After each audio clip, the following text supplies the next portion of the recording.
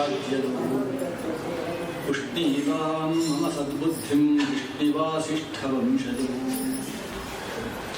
ಲಸತು ಶ್ರೀಮದಾನಂದ ತೀರ್ಥೇಂದುರ್ನೋ ಹೃದಂಬರೆ ಯದ್ವಚಶ್ಚಂದ್ರಿಕಾ ಸ್ವಾಂತ ಸಂತಾಪಂ ವಿನಿಕೃಂತತಿ ಭವತಿ ಯದನುಭಾವಾದೀಢಮೂಕೋಪಿ ವಾಗ್ಮೀ ಜಡಮತಿರಪಿ ಜಂತುರ್ಜಾಯತೆ ಪ್ರಾಜ್ಞಮೌಲಿಃ ಸಕಲವಚನಚೇತೋ ದೇವತಾ ಭಾರತೀ ಸಾ ಮಮ ವಚಸಿ ನಿಧತ್ತಾಂ ಸನ್ನಿಧಿಂ ಮಾನಸೇ ಚ ಆಪಾದಮೂಲಿಪರ್ಯಂತಂ ಗುರುಣಾಂ ಆಕೃತಿಂ ಸ್ಮರೇತ್ ತೇನ ವಿಘ್ನಾಃ ಪ್ರಣಶ್ಯಂತಿ ಸಿದ್ಧ್ಯಂತಿ ಚ ಮನೋರಥಾಃ ತಪಸ್ವಾಧ್ಯಾಯ ಶುಶ್ರೂಷಾ ಕೃಷ್ಣಪೂಜಾರತಂ ಮುನಿಂ ವಿಶ್ವೇಶಮಿಷ್ಟದಂ ವಂದೇ ಪರಿವ್ರಾಟ್ ಚಕ್ರವರ್ತಿನಂ ಶ್ರೀ ಗುರುಭ್ಯೋ ನಮಃ.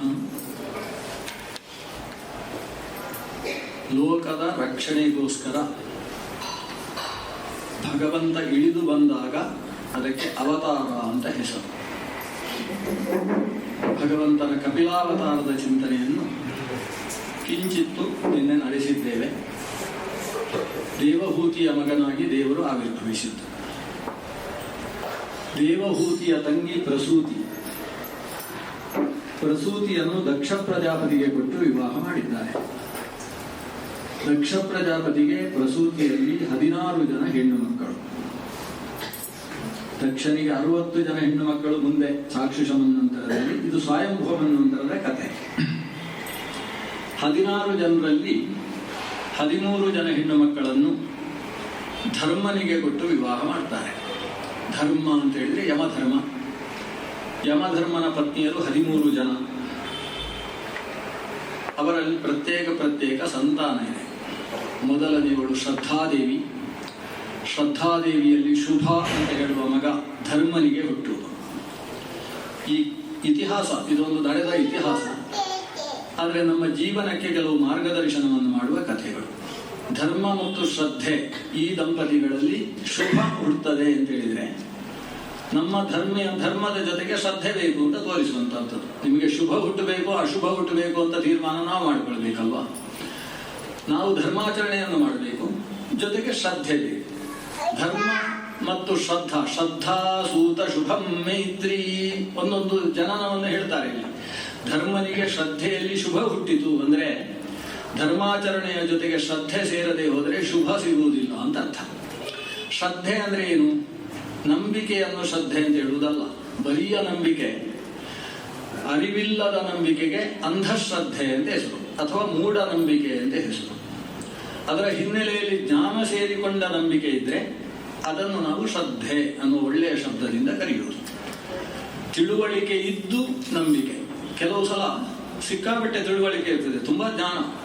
ನಾವು ಯಾವ ವಿಷಯ ಕೇಳಿದ್ರು ಅದು ಋಗ್ವೇದದ 8ನೇ ಅಷ್ಟಕದ 3ನೇ ಅಧ್ಯಾಯದ 4ನೇ ಮಂತ್ರದಲ್ಲಿ ಉಂಟು, ನಂಗೆಲ್ಲ ಗೊತ್ತು ಅಂತ ಹೇಳ್ತಾರೆ. ಆದರೆ ಎಲ್ಲ ಹೇಳಿದ್ದಾರೆ ವೇದದಲ್ಲಿ, ತಲೆ ಕೆಟ್ಟ ಋಷಿಗಳು ಅಂತ ಇದು ಸೇರಿಸ್ತಾರೆ. ಕೊನೆಗೆ ಏನು ಹೇಳಿದ್ದಾರೆ ಸುಮ್ಮನೆ ಹೇಳಿಬಿಟ್ಟಿದ್ದಾರೆ. ಅಂದ್ರೆ ಆ ವಿಷಯದ ಬಗ್ಗೆ ಶ್ರದ್ಧೆ ಇರುವುದಿಲ್ಲ.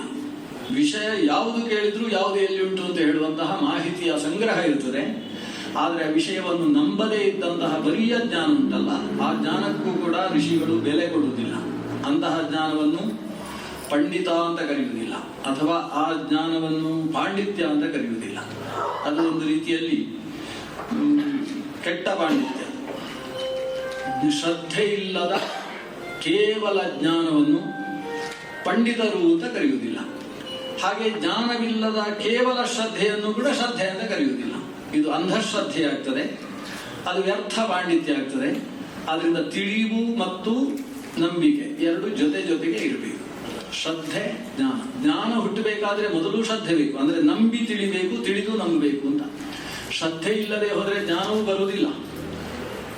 ಒಂದು ಬೇಸಿಗೆ ಕಾಲದಲ್ಲಿ ಒಬ್ಬ ಸಮಾಜ ಸೇವಕನಾದ ವ್ಯಕ್ತಿ ಈ ಹಳ್ಳಿಯ ಜನರಿಗೆಲ್ಲ ಈಜು ಕಲಿಸಬೇಕು ಅಂತ ತೀರ್ಮಾನ ಮಾಡಿದ. ಬೇಸಿಗೆಯ ಶಿಬಿರ, ಆ ಊರಿನವರಿಗೆ ಈಜು ಬರುವುದಿಲ್ಲ, ಅವರಿಗೆಲ್ಲ ಈಜು ಕಲಿಸುವ ಅಂತ ಹೇಳಿ ಹಳ್ಳಿಯ ಮಧ್ಯದಲ್ಲಿದ್ದ ದೊಡ್ಡ ಬಾವಿ, ಇಳಿದು ಏರುವುದಕ್ಕಿರುವ ಒಂದು ಒಳ್ಳೆ ಬಾವಿ. ಆ ಬಾವಿಗೆ ಎಲ್ಲ ಮಕ್ಕಳನ್ನು ಕರೆದ, ನಾನು ಇವತ್ತು ಈಜು ಕಲಿಸ್ತೇನೆ, ಒಂದು ಬರೀ 2 ಗಂಟೆಯ ಶಿಬಿರ, 2 ಗಂಟೆಯಲ್ಲಿ ನೀವೆಲ್ಲ ಈಜು ಕಲಿತೀರಿ ಬನ್ನಿ ಅಂತ. ಎಲ್ಲರೂ ಬಾವಿ ಕಟ್ಟೆ ಸುತ್ತ ಸೇರಿದ್ರು. ಇವನು ಸೀದಾ ಜಿಗಿದ ಬಾವಿಗೆ. ಜಿಗಿದು ಸ್ವಲ್ಪ ಈಜಾಡಿ ಈಜಾಡುವ ಕ್ರಮ ಎಲ್ಲ ನೋಡಿ ಇವರಿಗೆಲ್ಲ ಸ್ಫೂರ್ತಿ ಬಂತು, ನಾವು ಕೂಡ ಹೀಗೆ ಈಜುವುದನ್ನು ಕಲಿಬೇಕು. ಅವ ಹಾಗೆ ಒಬ್ಬ ಹಾರಿ ಅಂತ ಹೇಳಿದ.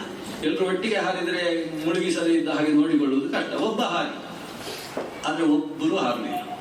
ಯಾಕಂದ್ರೆ ಇವನು ಅಪರಿಚಿತ, ಎಲ್ಲಿ ನಮ್ಮನ್ನು ಮುಳುಗಿಸಿದ್ರೆ ನಾವೇನು ಹಾರ್ತೇವೆ, ನಾವು ಮುಳುಗಿ ಬದುಕಿ ಬರ್ತೇವೆ ಅಂತ ನಿಶ್ಚಯ ಇಲ್ಲ. ಇವನು ನಂಬುದು ಹೇಗೆ? ಇವನು ಮತ್ತೆ ಒಂದು ಅರ್ಧ ಗಂಟೆ ಈಜಾಡಿದ, ಒಬ್ಬರಾದ್ರೂ ಹಾಗೆ ಇದ್ದ, ಅಂಗಲಾಚಿದ, ಯಾರು ಹಾರಲಿಲ್ಲ, ವಿಶ್ವಾಸ ಇಲ್ಲ. ಕೊನೆಗೆ ಈ ಮಕ್ಕಳು ಅವರವರ ಮನೆಗೆ ಹೋದ್ರು. ಇವನು ಬಾವಿಯಿಂದ ಮೇಲಕ್ಕೆ ಬಂದು ಇನ್ನೊಂದು ಊರಿಗೆ ಹೋದ. ಹಾರಿ ಅಂತ ಹೇಳಿದಾಗ ಒಬ್ಬ ವಿಶ್ವಾಸದಿಂದ ಇವನು ಇಷ್ಟು ಚಂದ ಈಜ್ತಾನೆ ಅಂದ್ರೆ ನನ್ನೊಂದು ಈಜಿಸಿಯೇ ಈಜಿಸ್ತಾನೆ, ಮುಳುಗಿಸುವುದಿಲ್ಲ ಅಂತ ವಿಶ್ವಾಸ ಇಟ್ಟು ಹಾರಿದ. ಕೇವಲ 10 ನಿಮಿಷಗಳಲ್ಲಿ ಅವನು ಮೀನಿನ ಹಾಗೆ ಈಜುವ ಶಕ್ತಿಯನ್ನು ಪಡೆದ. ಆಮೇಲೆ ಉಳಿದವರು ಹಾರಿದ್ರು, ಕಲಿತು.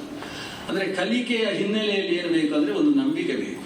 ಇವರು ಸತ್ಯವನ್ನೇ ಹೇಳ್ತಾರೆ, ಇವರು ಸುಳ್ಳನ್ನು ಹೇಳುವುದಿಲ್ಲ, ಶಾಸ್ತ್ರದಲ್ಲಿದ್ದ ವಿಷಯವನ್ನು ಅರಗಿಸಿಕೊಂಡು ಹೇಳಬಲ್ಲವರು ಇವರು ಅಂತ ಗುರುವಿನಲ್ಲಿ ಒಂದು ಶ್ರದ್ಧೆ, ನಂಬಿಕೆ ಅನ್ನುವುದಿಲ್ಲದೆ ಹೋದರೆ ಯಾವ ವ್ಯಕ್ತಿಯೂ ಜ್ಞಾನ ಪಡೆಯುವುದಕ್ಕೆ ಸಾಧ್ಯ ಇಲ್ಲ. ಶ್ರದ್ಧಾವಾನ್ ಲಭತೆ ಜ್ಞಾನ ಅಂತ ಕೃಷ್ಣ ಹೇಳುವುದು ಇದನ್ನೇ ಮಾತನ್ನು. ಅಂದ್ರೆ ಜ್ಞಾನದ ಹಿನ್ನೆಲೆಯಲ್ಲಿ ಶಾಸ್ತ್ರ ಶ್ರದ್ಧೆ ಬೇಕು, ಗುರು ಶ್ರದ್ಧೆ ಬೇಕು, ಪರಂಪರೆಯಲ್ಲಿ ಶ್ರದ್ಧೆ ಬೇಕು, ನಮ್ಮ ಗುರು ಹಿರಿಯರು ನಡ್ಕೊಂಡು ಬಂದಂತಹ ನಡೆಗಳ ಬಗ್ಗೆ ಶ್ರದ್ಧೆ ಬೇಕು.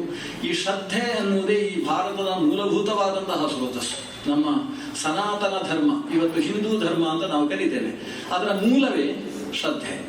ಆ ಶ್ರದ್ಧೆಯನ್ನು ಹಾಳು ಮಾಡಿದರೆ ದೇಶ ನಮ್ಮ ಕೈಗೆ ಆಗುತ್ತೆ ಅಂತ ಇವತ್ತಿಗೆ ಸುಮಾರು 400 ವರ್ಷದ ಹಿಂದೆಯೇ ಪೋರ್ಚುಗೀಸರು ಮತ್ತು ಬ್ರಿಟಿಷರು ಸೇರಿ ಒಂದು ಮೀಟಿಂಗ್ ಮಾಡಿದ್ದೆಲ್ಲ ಇವತ್ತು ಇತಿಹಾಸದಲ್ಲಿ ದಾಖಲಾಗಿರುವಂತದ್ದು. ಶ್ರದ್ಧೆಯ ಮೇಲೆ ಏನೇನು ಪೆಟ್ಟು ಕೊಡಬಹುದು ಅದನ್ನೆಲ್ಲ ಇಲ್ಲಿಯ ತನಕವೂ ಕೂಡ ನಡೆಸಿಕೊಂಡು ಬಂದದ್ದು. ಆದರೆ ಮನುಷ್ಯನಿಗೆ ಶುಭ ಅನ್ನೋದು ಜೀವನದಲ್ಲಿ ಕಾಣಿಸಬೇಕಾದರೆ ಅದಕ್ಕೆ ಮೂಲಭೂತವಾದದ್ದು ಧರ್ಮ ಮತ್ತು ಶ್ರದ್ಧೆ ಅನ್ನೋದು ಈ ದಾಕ್ಷಾಯಿಣಿ ಪ್ರಸಂಗದಲ್ಲಿ ನಮಗೆ ಕಾಣಿಸುತ್ತೆ. ದಕ್ಷನ ಮಕ್ಕಳಲ್ಲಿ 14ನೆಯವಳು ಸ್ವಾಹ, ಅವಳ ಹೆಸರು ಸ್ವಾಹ ಅಂತ. ಇವತ್ತು ಹೆಂಗಸರಿಗೆಲ್ಲ ಸ್ವಾಹ ಅಂತ ಹೆಸರಿಡುವ ಕ್ರಮ ಇಲ್ಲ, ಎಲ್ಲಾದ್ರೂ ಅವರೇ ಸ್ವಾಹ ಮಾಡಿದರೆ ಅಂತ ಹೆದರಿಕೆ. ಅವಳು ಸ್ವಾಹ. ಆ ಸ್ವಾಹಾಳನ್ನು ಅಗ್ನಿಗೆ ಕೊಟ್ಟು ಮದುವೆ ಮಾಡ್ತಾರೆ. ಅಗ್ನಿ ಮತ್ತು ಸ್ವಾಹ ಅನ್ನುವ ದಂಪತಿಗಳಲ್ಲಿ ಆವಿರ್ಭವಿಸಿದ ಮಕ್ಕಳು 3 ಜನ, ಶುಚಿ, ಪಾವಕ, ಪವಮಾನ. ಆ 3 ಜನಕ್ಕೆ 15 ಹಾಗೆ 45 ಜನ ಮಕ್ಕಳು, ಒಟ್ಟು 49 ಜನ ಅಗ್ನಿಯರು ಅಂತ. ಅವರೇ ಇವತ್ತು ಹೋಮದಲ್ಲಿ, ಬೇರೆ ಬೇರೆ ಹೋಮದಲ್ಲಿ ಪೂಜ್ಯರಾದಂತಹ ಅಗ್ನಿಗಳು. ಅದರಲ್ಲಿ ಬೇರೆ ಬೇರೆ ಹೆಸರಿನ ಅಗ್ನಿಗಳಿದ್ದಾರೆ. ಮಂಗಳ ಅಂತಿದ್ದಾನೆ, ಸೌಮ್ಯ ಅಂತಿದ್ದಾನೆ, ಸಭ್ಯ ಅಂತಿದ್ದಾನೆ, ಯೋಜಕ. ಮದುವೆಯ ಅಗ್ನಿಯಲ್ಲಿರುವುದು ಯೋಜಕ ಅನ್ನುವ ಅಗ್ನಿ. ಪ್ರಾಯಶ್ಚಿತ್ತ ಹೋಮಗಳಲ್ಲಿ ಇರತಕ್ಕಂಥವ ವಿಟಪ ಅನ್ನುವ ಅಗ್ನಿ. ಚಿತೆಯಲ್ಲಿ ಇರತಕ್ಕಂಥವ ಕ್ರವ್ಯಾದ ಅಂತ ಹೇಳ್ತಕ್ಕಂತಹ ಅಗ್ನಿ. ಈ ಅಗ್ನಿಯರೇ ಆರಾಧ್ಯರಾಗಿದ್ದಾರೆ. ಒಟ್ಟು ಪಿತೃ ಪಿತಾಮಹ ಪ್ರಪಿತಾಮಹ ಅಂತ ಸೇರಿ ಒಟ್ಟು ಅಗ್ನಿಗಳ ಸಂಖ್ಯೆ 49. ಅವರು ದಕ್ಷನ ಹೆಣ್ಣು ಮಕ್ಕಳಿಂದ ಆವಿರ್ಭವಿಸಿರತಕ್ಕಂಥ ಅಗ್ನಿಯರು. ಮತ್ತೊಬ್ಬಳು ಸ್ವಧಾ, 14ನೆಯವಳು. ಆಕೆಯನ್ನು ಪಿತೃದೇವತೆಗಳಿಗೆ ಕೊಟ್ಟು ವಿವಾಹ ಮಾಡುತ್ತಾರೆ. ಅದರಲ್ಲಿ ಮೇನೆ ಅಂತ ಒಬ್ಬಳು ಹೆಣ್ಣು ಮಗಳು ಆವಿರ್ಭವಿಸ್ತಾಳೆ, ಪಿತೃಮಾನಸ ಕನ್ಯೆ. ಆಕೆಯನ್ನು ಹಿಮವಂತನಿಗೆ ಕೊಟ್ಟು ಮದುವೆ ಮಾಡ್ತಾರೆ. ಆಮೇಲೆ ರುದ್ರನಿಗೆ ಪತ್ನಿಯಾಗಿ ಹುಟ್ಟುವ ಗಿರಿಜೆ ಅಲ್ಲಿ ಆವಿರ್ಭವಿಸಬೇಕಾಗ್ತದೆ. ಕೊನೆಯವಳು ಸತಿ. ಈಗ ಪರೀಕ್ಷಿತನಿಗೆ ಪ್ರಶ್ನೆ, ಎಲ್ಲರ ಸಂತಾನದ ಬಗ್ಗೆ ಹೇಳಿದ್ವಿ, ಕೊನೆಯವಳ ಸತಿಯ ಬಗ್ಗೆ ಹಾಗೆ ಮುಂದುವರ್ಕೊಂಡು ಬಿಟ್ರು ಶುಕಾಚಾರ್ಯರು. ಸತಿಯ ಸಂತಾನದ ಬಗ್ಗೆ ಕಥೆ ಹೇಳುವುದಿಲ್ಲ. ಸತಿಯ ತಂಗಿ ಒಬ್ಬಳು ಮೂರ್ತಿ, ಧರ್ಮ ಪ್ರಜಾಪತಿಯ ಕೊನೆಯ ಪತ್ನಿ. ಆ ಮೂರ್ತಿಯಲ್ಲಿ ಆವಿರ್ಭವಿಸಿದವರು ನರನಾರಾಯಣವು ಋಷಿ. ಮೂರ್ತಿ ಸರ್ವಗುಣೋತ್ಪತ್ತಿ ನರನಾರಾಯಣವು ಋಷಿ ಅಂತ ನರನಾರಾಯಣರ ಆವಿರ್ಭಾವವನ್ನು ಹೇಳಿ ಆಯಿತು. ನಾರಾಯಣ ಅಂತ ಹೇಳಿದಾಗ ಸ್ವಲ್ಪ ಕಥೆ ಕೇಳಬೇಕು, ಇಲ್ಲಿ ಹೋದ್ರೆ ಭಾಗವತ ಅಸ್ವಾರಸ್ಯ ಅಂತ ಹೇಳ್ತಾರೆ. ಕೆಲವು ದೇವರ ಅವತಾರ ಚೂರಾದ್ರೂ ತಿಳ್ಕೊಳ್ಬೇಕು. ಯಾಕಂದ್ರೆ ನಾರಾಯಣ ಅನ್ನುವುದು ದೇವರ ಮೂಲ ರೂಪವೂ ಹೌದು, ಅವತಾರ ರೂಪವೂ ಹೌದು. ಅವತಾರ ರೂಪ ಇವತ್ತು ಬದರಿಯಲ್ಲಿ ನಾವು ನಾರಾಯಣನ ದರ್ಶನ ಮಾಡ್ತೇವಲ್ಲ, ಅದು ಭಗವಂತನ ಮೂಲ ಸ್ವರೂಪ ಅಲ್ಲ, ಅದು ಅವತಾರ ಸ್ವರೂಪ. ಅದು ಮೂರ್ತಿ ಅನ್ನುವ ದಾಕ್ಷಾಯಿಣಿಯಲ್ಲಿ ಧರ್ಮ ಪ್ರಜಾಪತಿಗೆ ಆವಿರ್ಭವಿಸಿದ ಭಗವಂತನ ರೂಪ. ನಾರಾಯಣ ಅವತಾರ ಮಾಡಿ ಏನ್ ಮಾಡಿದ್ದು? ನಮಗೆ ಬೇಕಾದಷ್ಟು ಶಾಸ್ತ್ರ ಪ್ರಪಂಚವನ್ನು ಕೊಟ್ಟದ್ದು. ಪಂಚರಾತ್ರಸ್ಯ ಕೃಷ್ಣಸ್ಯ ವಕ್ತ ನಾರಾಯಣಸ್ಯ ಅಂತ ಪಂಚರಾತ್ರ ಅಂತ ಹೇಳುವ ಗ್ರಂಥವನ್ನು ಲೋಕಕ್ಕೆ ಕೊಟ್ಟಂತಹ ಸ್ವರೂಪ. ಅದು ಪಂಚರಾತ್ರ ಎಷ್ಟಿದೆ ನಮಗೆ ಕೇಳಿದ್ರೆ ಆಶ್ಚರ್ಯ ಆಗ್ತದೆ. ಪಂಚರಾತ್ರ ಅಂದ್ರೆ ಬಹುಶಃ ಈ ಪುಸ್ತಕ ಇರಬೇಕು ಅಂತ ನಮ್ಗೆ ಅನಿಸುತ್ತಲ್ವ? ಅದಲ್ಲ. ಇವತ್ತು ಇರುವ ಗ್ರಂಥದಲ್ಲಿ ದೊಡ್ಡ ಗ್ರಂಥ ಅಂದ್ರೆ ಮಹಾಭಾರತ. ಮಹಾಭಾರತ, 18 ಪುರಾಣ ಇದೆಲ್ಲ ಸೇರಿಸಿದ್ರೆ ಒಂದಷ್ಟು ಗ್ರಂಥ ಅಂತ ಅದನ್ನೇನಿದ್ರು ಒಂದು ಪೆಟ್ಟಿಗೆಯಲ್ಲಿ ಕೂಡಿಸಿಡ್ಬೋದು. ಅಷ್ಟು ಗ್ರಂಥ ರಾಶಿ ಇವತ್ತು ನಮ್ಮ ಕೈಯಲ್ಲಿದೆ. ಪಂಚರಾತ್ರ ಅನ್ನುವ ಗ್ರಂಥದ ಭಾಗವು ಇವತ್ತು ಬಹಳಷ್ಟು ನಮ್ಮಲ್ಲಿದೆ. ಇವತ್ತು ಪಂಚರಾತ್ರದ ಭಾಗ ಎಷ್ಟು ಸಿಗ್ತದೆ? ಅದು ಪೌಷ್ಕರ ಸಂಹಿತೆ ಅಂತಿದೆ, ನಾರದ ಸಂಹಿತ ಅಂತಿದೆ, ಮುಕ್ತಿ ತತ್ವ ಅಂತಿದೆ. ಪಂಚರಾತ್ರದ ಒಂದಿಷ್ಟು ಭಾಗ ಇವತ್ತು ಸಿಗ್ತದೆ. ಅದನ್ನು ಪ್ರಿಂಟ್ ಮಾಡಿ ಇಟ್ರೆ ಎಷ್ಟಾಗ್ತದೆ ಅಂದ್ರೆ, ಒಂದು ಸ್ಕಾಂದ ಪುರಾಣ, ಮತ್ತೊಂದು ಭಾಗವತ ಪುರಾಣ, ಮತ್ತೆ ಮಹಾಭಾರತ, ಇಷ್ಟನ್ನು ಒಟ್ಟು ಪ್ರಿಂಟ್ ಮಾಡಿದ್ರೆ ಎಷ್ಟಾಗ್ತದೋ ಅಷ್ಟು ಇವತ್ತು ಸಿಕ್ಕುವ ಪಂಚರಾತ್ರ ಗ್ರಂಥ ಇದೆ. ಆಚಾರ್ಯರು, ಶ್ರೀಮನ್ ಮಧ್ವಾಚಾರ್ಯರು ಇವತ್ತು ಸುಮಾರು 790 ವರ್ಷಗಳ ಹಿಂದೆ ಅವರ ಕೈಯಲ್ಲೂ ಪಂಚರಾತ್ರ ಗ್ರಂಥ ಇತ್ತು. ಇವತ್ತು ಎಷ್ಟು ಪಂಚರಾತ್ರ ಇತ್ತೋ ಅದಕ್ಕಿಂತ ಬಹುಶಃ 2 ಪಟ್ಟು ಪಂಚರಾತ್ರ ಅವರ ಕೈಯಲ್ಲಿತ್ತು. ಆದ್ರೆ ಆಚಾರ್ಯರು ಹೇಳ್ತಾರೆ, ಇವತ್ತು ಅಂದ್ರೆ ಅವತ್ತಿನ ಕಾಲ 800 ವರ್ಷದ ಹಿಂದೆ ಏನು ಪಂಚರಾತ್ರ ಸಿಗ್ತದೆ, ಇದು ಒಟ್ಟು ಪಂಚರಾತ್ರವನ್ನು ನಾರಾಯಣ ಎಷ್ಟು ರಚಿಸಿದ್ದಾನೆ ಅದರ 1 ಕೋಟಿಯ 1 ಭಾಗ ಅಂತ ಹೇಳ್ತಾರೆ. ಕೋಟ್ಯಂಶೋಪಿನ ವಿದ್ಯತೆ ಅಂತ. ಆ ಪಂಚರಾತ್ರದ ಕೋಟಿ ಭಾಗದ 1 ಭಾಗ ಮಾತ್ರ ಇವತ್ತು ಉಳ್ಕೊಂಡಿದೆ. ಕಾಲಕ್ರಮೇಣ ಹೇಗೆ ಹ್ರಾಸವಾಯಿತು, ಯಾಕಂದ್ರೆ ಕೃತಯುಗದ ಕಥೆ. ನಾರಾಯಣ ಆ ಪಂಚರಾತ್ರವನ್ನು ರಚನೆ ಮಾಡಿಕೊಟ್ಟದ್ದು ಕೃತಯುಗದಲ್ಲಿ. ಅಂತಹ ನಾರಾಯಣ ಭಗವಂತ ತಪಸ್ಸು ಹೇಗೆ ಮಾಡಬೇಕು ಅಂತ ತೋರಿಸುವುದಕ್ಕೋಸ್ಕರವೇ ಹಿಮಾಲಯದ ನರನಾರಾಯಣ ಪರ್ವತಗಳಲ್ಲಿ ನಿಂತದ್ದು. ನಾರಾಯಣನ ತಪಸ್ಸು ಹೇಗೆ ಅಂದ್ರೆ, ದೇವಲೋಕದ ಇಂದ್ರನ ಕುರ್ಚಿ ಅಲುಗಾಡಿ ಹೋಯ್ತಂತೆ. ಈ ಸೀಟ್ನಲ್ಲಿದ್ದವರ ಕುರ್ಚಿ ಆಗಾಗ ಅಲುಗಾಡ್ತಾ ಇರ್ತದೆ. ಒಂದು ಯಾತ್ರೆ ಒಬ್ಬರು ಮಾಡಿದ್ರು ಕೂಡ ಅಲುಗಾಡ್ತದೆ, ಅನೇಕ ಕಾರಣಗಳಿಂದ ಅಲುಗಾಡ್ತದೆ. ಅದರಲ್ಲಿ ಇವನ ತಪಸ್ಸಿನಿಂದಾಗಿ ಇವನು ದೇವೇಂದ್ರನ ಸೀಟಿಗೆ ಯೋಚನೆ ಹಾಕಿದ್ದಾನೆ ಅಂತ ಅನಿಸಿತು ಅವನಿಗೆ. ಅದಕ್ಕೆ ಇವನ ತಪಸ್ಸನ್ನು ಹೇಗಾದರೂ ಅಲುಗಾಡಿಸಬೇಕು ಅಂತ ಹೇಳಿ ದೇವೇಂದ್ರ ಒಂದಿಷ್ಟು ಸಮುದಾಯವನ್ನು ಕಳಿಸಿದ. ದೇವಗಣಿಕಾ ಸಮುದಾಯ, ಯಾರು ರಂಭ, ಘೃತಾಚಿ, ತಿಲೋತ್ತಮ, ಇನ್ನೇನಾದ್ರೂ ಹೆಸರಿದ್ರೆ ಸೇರಿಸಬಹುದು ನೀವು. ಊರ್ವಶಿ ಸೇರಿಸುವ ಆಗಿರ್ಲಿಲ್ಲ, ಯಾಕಂದ್ರೆ ಇರ್ಲಿಲ್ಲ ಹಾಗೆ. ಆದ್ರಿಂದ ಇವರನ್ನೆಲ್ಲ ಜೊತೆ ಸೇರಿಸಿ ಕಳಿಸಿಕೊಟ್ಟ. ಜೊತೆಗೆ ತನ್ನ ಮಗನಾದಂತಹ ಜಯಂತನನ್ನು ಕಳಿಸಿದ್ದಾನೆ, ವಸಂತ ಋತುವಿಗೆ ಅಭಿಮಾನಿಯಾದ ವಸಂತನನ್ನೂ ಕಳಿಸಿದ್ದಾನೆ, ಮನ್ಮಥನೂ ಕೂಡ ಜೊತೆಗೆ ಬಂದಿದ್ದಾನೆ. ಇವರೆಲ್ಲ ಜೊತೆಗೆ ಬಂದು ಈ ಹಿಮಾಲಯದ ಪರ್ವತ, ಬಹುಶಃ ಬದಲಿಗೆ ಹೋಗದೇ ಇದ್ದವರು ಇಲ್ಲಿರುವುದು ಕಡಿಮೆ. ಒಬ್ಬಳು ಸೃಷ್ಟಿ ಒಬ್ಬಳಿದ್ದಾಳೆ, ಉಳಿದವರೆಲ್ಲ ಹೋಗಿ ಬಂದಿದ್ದಾನೆ. ಅಲ್ಲಿ ಬದರಿ ಅಂಥ ಚಳಿಯಲ್ಲಿ ಇವರು ಹೋಗಿ ನಾರಾಯಣ ತಪಸ್ಸು ಮಾಡ್ತಾ ಇದ್ರೆ ಮುಂದೆ ಕುಣಿಯುವುದಕ್ಕೆ ಶುರು ಮಾಡಿದ್ರು. ಅದ್ಭುತವಾದ ವಸ್ತ್ರ ವಿನ್ಯಾಸದ ಜೊತೆಗೆ ಕುಣಿದಿದ್ದಾರೆ. ಆದ್ರೆ ಈ ನಾರಾಯಣ ಅಂತರ್ಮುಖಿಯಾಗಿ ತಪಸ್ಸು, ತನ್ನನ್ನೇ ತಾನು ಸ್ವಾತ್ಮಾನಂ ತಥ್ಯವು, ತನ್ನನ್ನು ತಾನು ಚಿಂತನೆ ಮಾಡಿಕೊಂಡು ತಪಸ್ಸು ಹೇಗೆ ಮಾಡುವುದು ಅಂತ ತೋರಿಸುವುದಕ್ಕೋಸ್ಕರ ಕುಳಿತ ನಾರಾಯಣ ಅಂತರ್ಮುಖ ಬಹಿರ್ಮುಖನಾಗಲೇ ಇಲ್ಲ. ಇವರಿಗೆ ದೇವೇಂದ್ರನ ಆದೇಶ ಅವನ ತಪಸ್ಸನ್ನು ಎಡವಟ್ಟು ಬಿಡಬೇಕು ಅಂತ. ಆದ್ರೆ ಏನು ಮಾಡಿದ್ರು ಆಗುದಿಲ್ಲ. ಕೊನೆಗೆ ಅವನ ಹತ್ರವೇ ತಮ್ಮ ಸೆರಗು ಅವನ ಮುಖಕ್ಕೆ ತಾಗುವ ಹಾಗೂ ಕುಣಿದು ಕುಪ್ಪಳಿಸಿ ಮೇಯಲ್ಲಿ ಬೆವರು ಸುರಿಯುವುದಕ್ಕೆ ಶುರುವಾಯಿತಂತೆ ಆ ಚಳಿಯಲ್ಲಿ. ಅಂತ ಪ್ರಸಂಗ ಆಯ್ತು. ಅವರೆಲ್ಲ ಸುಸ್ತಾಗಿ ಅಲ್ಲೇ ಕೂತು ಏದುಸಿರು ಬಿಡ್ತಾ ಇದ್ರೆ ಇವನು ಎದ್ದು ತಾನೇ ಬಂದು ಬೀಸಣಿಗೆಯಲ್ಲಿ ಗಾಳಿ ಹಾಕಿ ತನ್ನ ಗುಹೆಗೆ ಕರ್ಕೊಂಡು ಹೋಗಿ ಬಿಸಿ ಪಾನೀಯವನ್ನು ಕುಡಿಯುವುದಕ್ಕೆ ಕೊಟ್ಟು, ಸ್ವಲ್ಪ ವಿಶ್ರಾಂತಿ ತೆಗೊಳ್ಳಿ, ನಮ್ಮಲ್ಲಿಗೆ ಅತಿಥಿಗಳು ಬರುವುದೇ ಕಡಿಮೆ ಈ ಚಳಿಗೆ, ನೀವಂತೂ ಬಂದಿದ್ದೀರಿ, ವಿಶ್ರಾಂತಿ ತೆಗೊಳ್ಳಿ, ನಾನು ಸ್ವಲ್ಪ ತಪಸ್ ಮಾಡ್ತಾ ಇರ್ತೇನೆ ಅಂತ ಮತ್ತೆ ಹೊರಗೆ ಬಂದಂತೆ ನಾರಾಯಣ. ಇವರೆಲ್ಲ ಒಳಗೆ ಕೂತವರು ಇಲ್ಲ, ನಮ್ದೊಂದು ಪ್ರದರ್ಶನ ನಿಮ್ಗೆ ಮಾಡಿಸುವುದಕ್ಕೋಸ್ಕರ ನಾವು ಮೇಳ ಕಟ್ಟಿಕೊಂಡು ಬಂದದ್ದು. ಒಂದು ಪ್ರದರ್ಶನ ನೋಡ್ಬೇಕು ನೀವು, ನಮ್ಗೆ ದೇವೇಂದ್ರನ ಆದೇಶ ಆಗಿದೆ, ಇವರಿಗೆ ನೃತ್ಯವನ್ನು ತೋರಿಸಿ ಆನಂದ ಪಡಿಸಬೇಕು ಅಂತ ಆದೇಶಿಸಿದ್ದಾರೆ. ಅದಕ್ಕೆ ನೀವು ತಪಸ್ಸಿಗೆ ಕೂತ್ರೆ ಆಮೇಲೆ ನಮ್ಮನ್ನು ನೋಡುವುದಿಲ್ಲ, ಅದರಿಂದ ನಾವು ಒಂದು ಪ್ರದರ್ಶನ ಕೊಡುವಲ್ಲ ತನಕ ನೀವು ನೋಡ್ಬೇಕು. ನಾರಾಯಣ ಸರಿ ಅಂತೇಳಿ ಕೂತಿದ್ದಾನೆ. ನಾರಾಯಣನಂದ್ರೆ ಇವರು ಹೇಗೇಗೋ ಕುಡಿದ್ರಂತೆ. ಅದನ್ನು ನೋಡಿ, ಅವರ ಹಾವಭಾವ ವಿಲಾಸಗಳನ್ನು ನೋಡಿ ಇವರ ಭಾವಕ್ಕೆ ಸರಿಯಾಗಿ ಉತ್ತರಿಸಬೇಕು ಅಂತ ದೇವರು ಸುಮ್ಮನೆ ತನ್ನ ತೊಡೆಯನ್ನು ತಟ್ಟಿಕೊಂಡ. ಅಲ್ಲಿಂದ ಸಾವಿರಾರು ಸ್ತ್ರೀಯರು ಶ್ರೀರಿವರೂಪಿಣೀ ಅಂತ ಭಾಗವತ ಹೇಳ್ತದೆ. ಮಹಾಲಕ್ಷ್ಮಿ ಹೇಗೆ ಲೋಕಮೋಹಕವಾದ ಸುಂದರ ರೂಪದಿಂದ ಕ್ಷೀರಸಾಗರದ ಮಧ್ಯದಿಂದ ಆವಿರ್ಭವಿಸಿ ಬಂದಿದ್ದಾಳೋ ಆ ರೀತಿಯ ಸೌಂದರ್ಯದ ಖಣಿಗಳು ಅಲ್ಲಿಂದ ಎದ್ದು ಬಂದಿದ್ದಾರೆ, ಸಾವಿರಾರು ಜನ.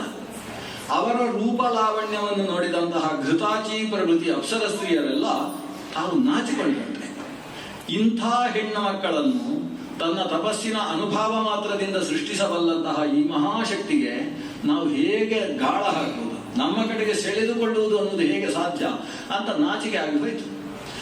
ಅವರೆಲ್ಲ ನಮಸ್ಕಾರ ಮಾಡ್ತಾರೆ, ಕ್ಷಮಿಸಬೇಕು ಸ್ವಾಮಿ, ನಮ್ಮ ಯಜಮಾನರು ಮಾಡಿದ ಆದೇಶ, ಅದಕ್ಕೆ ನಾವು ಕುಣಿದು ಕುಪ್ಪಳಿಸಿದ್ದೇವೆ, ನಮ್ಮನ್ನು ಕ್ಷಮಿಸಿ ಅಂತ ಕೇಳಿಕೊಳ್ತಾನೆ. ನಾರಾಯಣ ನಗ್ತಾ ಹೇಳ್ತಾನೆ, ಏನು ಯೋಚಿಸಬೇಡಿ, ರಾಜರು ಹೇಳಿದ ಕೆಲಸವನ್ನು ಭೃತ್ಯರು ಮಾಡಿದರೆ ಅವರು ಕತ್ತಿ ಹಿಡಿದು ಕತ್ತರಿಸುವುದಕ್ಕೆ ಬಂದರೂ ಕೂಡ ಅದು ಅವರ ತಪ್ಪಲ್ಲ, ಅದು ರಾಜನ ಆದೇಶ, ಅವರು ಪಾಲಿಸಬೇಕಾದದ್ದು ಅವರ ಕೆಲಸ.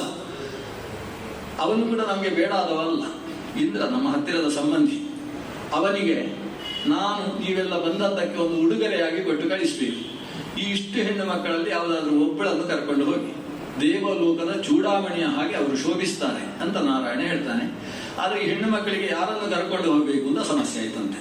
ದೀಪಾವಳಿಗೆ ಸೀರೆ ತೆಗೆದುದಕ್ಕೆ ಹೆಂಡತಿಯನ್ನೇ ಕರ್ಕೊಂಡು ಹೋದ್ರೆ ಆಗುವ ಸಮಸ್ಯೆ ಆಯ್ತು ಇಲ್ಲಿ.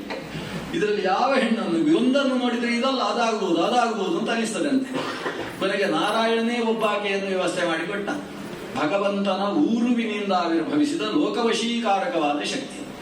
ಊರು ಅಂದ್ರೆ ತೊಡೆ, ಅಲ್ಲಿಂದ ಆವಿರ್ಭವಿಸಿದ ವಶ ಮಾಡತಕ್ಕಂತಹ ಶಕ್ತಿ. ಆದ್ರಿಂದ ಅವಳಿಗೆ ಊರ್ವಶಿ ಅಂತ ಹೆಸರು. ಅವಳನ್ನು ಕರೆದುಕೊಂಡು ದೇವಲೋಕಕ್ಕೆ ಹೋಗಿದ್ದಾರೆ. ದೇವಲೋಕದ ಒಂದು ಚೂಡಾಮಣಿಯ ಹಾಗೆ ಶೋಭಿಸುವ ಊರ್ವಶಿ ಜನಯಿತ ಧರ್ಮಜ, ಧರ್ಮ ಪ್ರಜಾಪತಿಯಲ್ಲಿ ಆವಿರ್ಭವಿಸಿದಂತಹ ಭಗವಂತನ ನಾರಾಯಣ ರೂಪ. ಸಹಸ್ರವರ್ಣಿಯ ಸಂಹಾರಕ್ಕೋಸ್ಕರವೂ ಆವಿರ್ಭವಿಸಿದ ರೂಪ. ಇನ್ನು ಕೊನೆಯವಳು ಸತಿ. ಸತಿಗೆ ಯಾಕೆ ಸಂತಾನ ಆಗಲಿಲ್ಲವ? ಆವಾಗ ಶುಕಾಚಾರ್ಯರು ಹೇಳ್ತಾರೆ ಅದೊಂದು ದುರಂತ. ಏನು ದುರಂತ ಅಂದ್ರೆ, ಈ ಸತೀ ದಾಕ್ಷಾಯಿಣಿಯನ್ನು ದಕ್ಷ ಪ್ರಜಾಪತಿ ರುದ್ರದೇವರಿಗೆ ಮದುವೆ ಮಾಡಿ ಕೊಟ್ಟ. ಶಿವನ ಪತ್ನಿ ದಾಕ್ಷಾಯಿಣಿ ಸತಿ. ಆದರೆ ಮದುವೆ ಮಾಡಿಕೊಟ್ಟಂತಹ ದಕ್ಷ ಅಂದ್ರೆ ಮಾವ, ಮದುವೆ ಮಾಡಿಸಿಕೊಂಡಂತ ಅಳಿಯ, ಇವರಿಬ್ರು ಗಲಾಟೆ ಮಾಡಿಕೊಂಡು ಪಾಪ ಆ ಹೆಣ್ಣು ಮಗಳು ಮಕ್ಕಳಾಗುವುದಕ್ಕಿಂತ ಮುಂಚೆಯೇ ಮುಗಿದವರು. ಅಂದ್ರೆ ಮಾವನಿಗೂ ಅಳಿಯನಿಗೂ ಅಂಡರ್ಸ್ಟ್ಯಾಂಡಿಂಗ್ ಸರಿ ಇರಲಿಲ್ಲ ಅಂತಾದ್ರೆ ಯಾರು ಅಂಡರ್ಗೆ ಹೋಗ್ತಾರೆ ಅಂತ ಗೊತ್ತಾಗುವ ವಿಷಯ ಇದು. ಮಾವ ಅಳಿಯ ಸರಿಯಾಗಿರ್ಬೇಕಲ್ವಾ? ಇವರಿಬ್ಬರಲ್ಲಿ ಗಲಾಟೆ ಏನು ಶುರುವಾದದ್ದು? ಒಂದು ದಿವಸ ದೊಡ್ಡ ಸಭೆಯಲ್ಲಿ ದಕ್ಷ ಚತುರ್ಮುಖ ಬ್ರಹ್ಮನ ಅಧ್ಯಕ್ಷತೆಯಲ್ಲಿ ನಡೆಯುವ ಸಭೆ ಅದು. ಪಕ್ಕದಲ್ಲಿ ರುದ್ರದೇವರು ಉಪವಿಷ್ಟರಾಗಿದ್ದಾರೆ. ಸಭೆ ನಡೀತಾ ಇದೆ, ಯಾವುದೋ ಒಂದು ಚಿಂತನಗೋಷ್ಠಿ. ಅಷ್ಟರಲ್ಲಿ ದಕ್ಷ ಪ್ರಜಾಪತಿಗಳು ಬರ್ತಾರೆ. ದಕ್ಷ ಅಂತ ಹೇಳಿದ್ರೆ ದೊಡ್ಡ ವ್ಯಕ್ತಿತ್ವ, ಪ್ರಜಾಪತಿ ಅನ್ನುವ ಸ್ಥಾನದಲ್ಲಿರ್ತಕ್ಕಂಥ ವ್ಯಕ್ತಿತ್ವ. ಇಡೀ ಸಭೆ ಎದ್ದು ನಿಲ್ತದೆ. ನಿಜವಾಗಿ ಸಭೆ ಶುರುವಾದ ಮೇಲೆ ಬಂದದ್ದೇ ಒಂದು ತಪ್ಪು. ಸಾಮಾನ್ಯ ಸಭೆ ಶುರುವಾದ ಮೇಲೆಯೂ ಸಭೆಯ ಮಧ್ಯದಲ್ಲೇ ಬರ್ತಾರೆ ಅಂದ್ರೆ ಅವರಿಗೇನೋ ಮೀಸೆ ಸ್ವಲ್ಪ ಮೇಲೆ ಹೋಗಿದೆ ಅಂತ ಅರ್ಥ. ಅಹಂಕಾರದ ವ್ಯಕ್ತಿತ್ವವನ್ನು ಸೂಚಿಸುವ ಕ್ರಮ. ಅವರು ಬೇಕು ಅಂತಲೇ ವಿಳಂಬ ಬರುವುದು. ಯಾಕಂದ್ರೆ ನಾವು ಬಂದಾಗ ಎಲ್ಲರೂ ಎದ್ದು ನಿಲ್ತಾರಲ್ವ, ಅದೊಂದು ಖುಷಿ. ನಮ್ಗೆ ಗೌರವ ಕೊಟ್ರೆ ಎಲ್ರು ಅಂತ ಸ್ವಲ್ಪ ವಿಳಂಬವಾಗಿ ಬರುವುದು. ಹಾಗೆ ದಕ್ಷ ಪ್ರಜಾಪತಿಗಳು ಬಂದ್ರು, ಎಲ್ಲರೂ ಎದ್ದು ನಿಂತರು.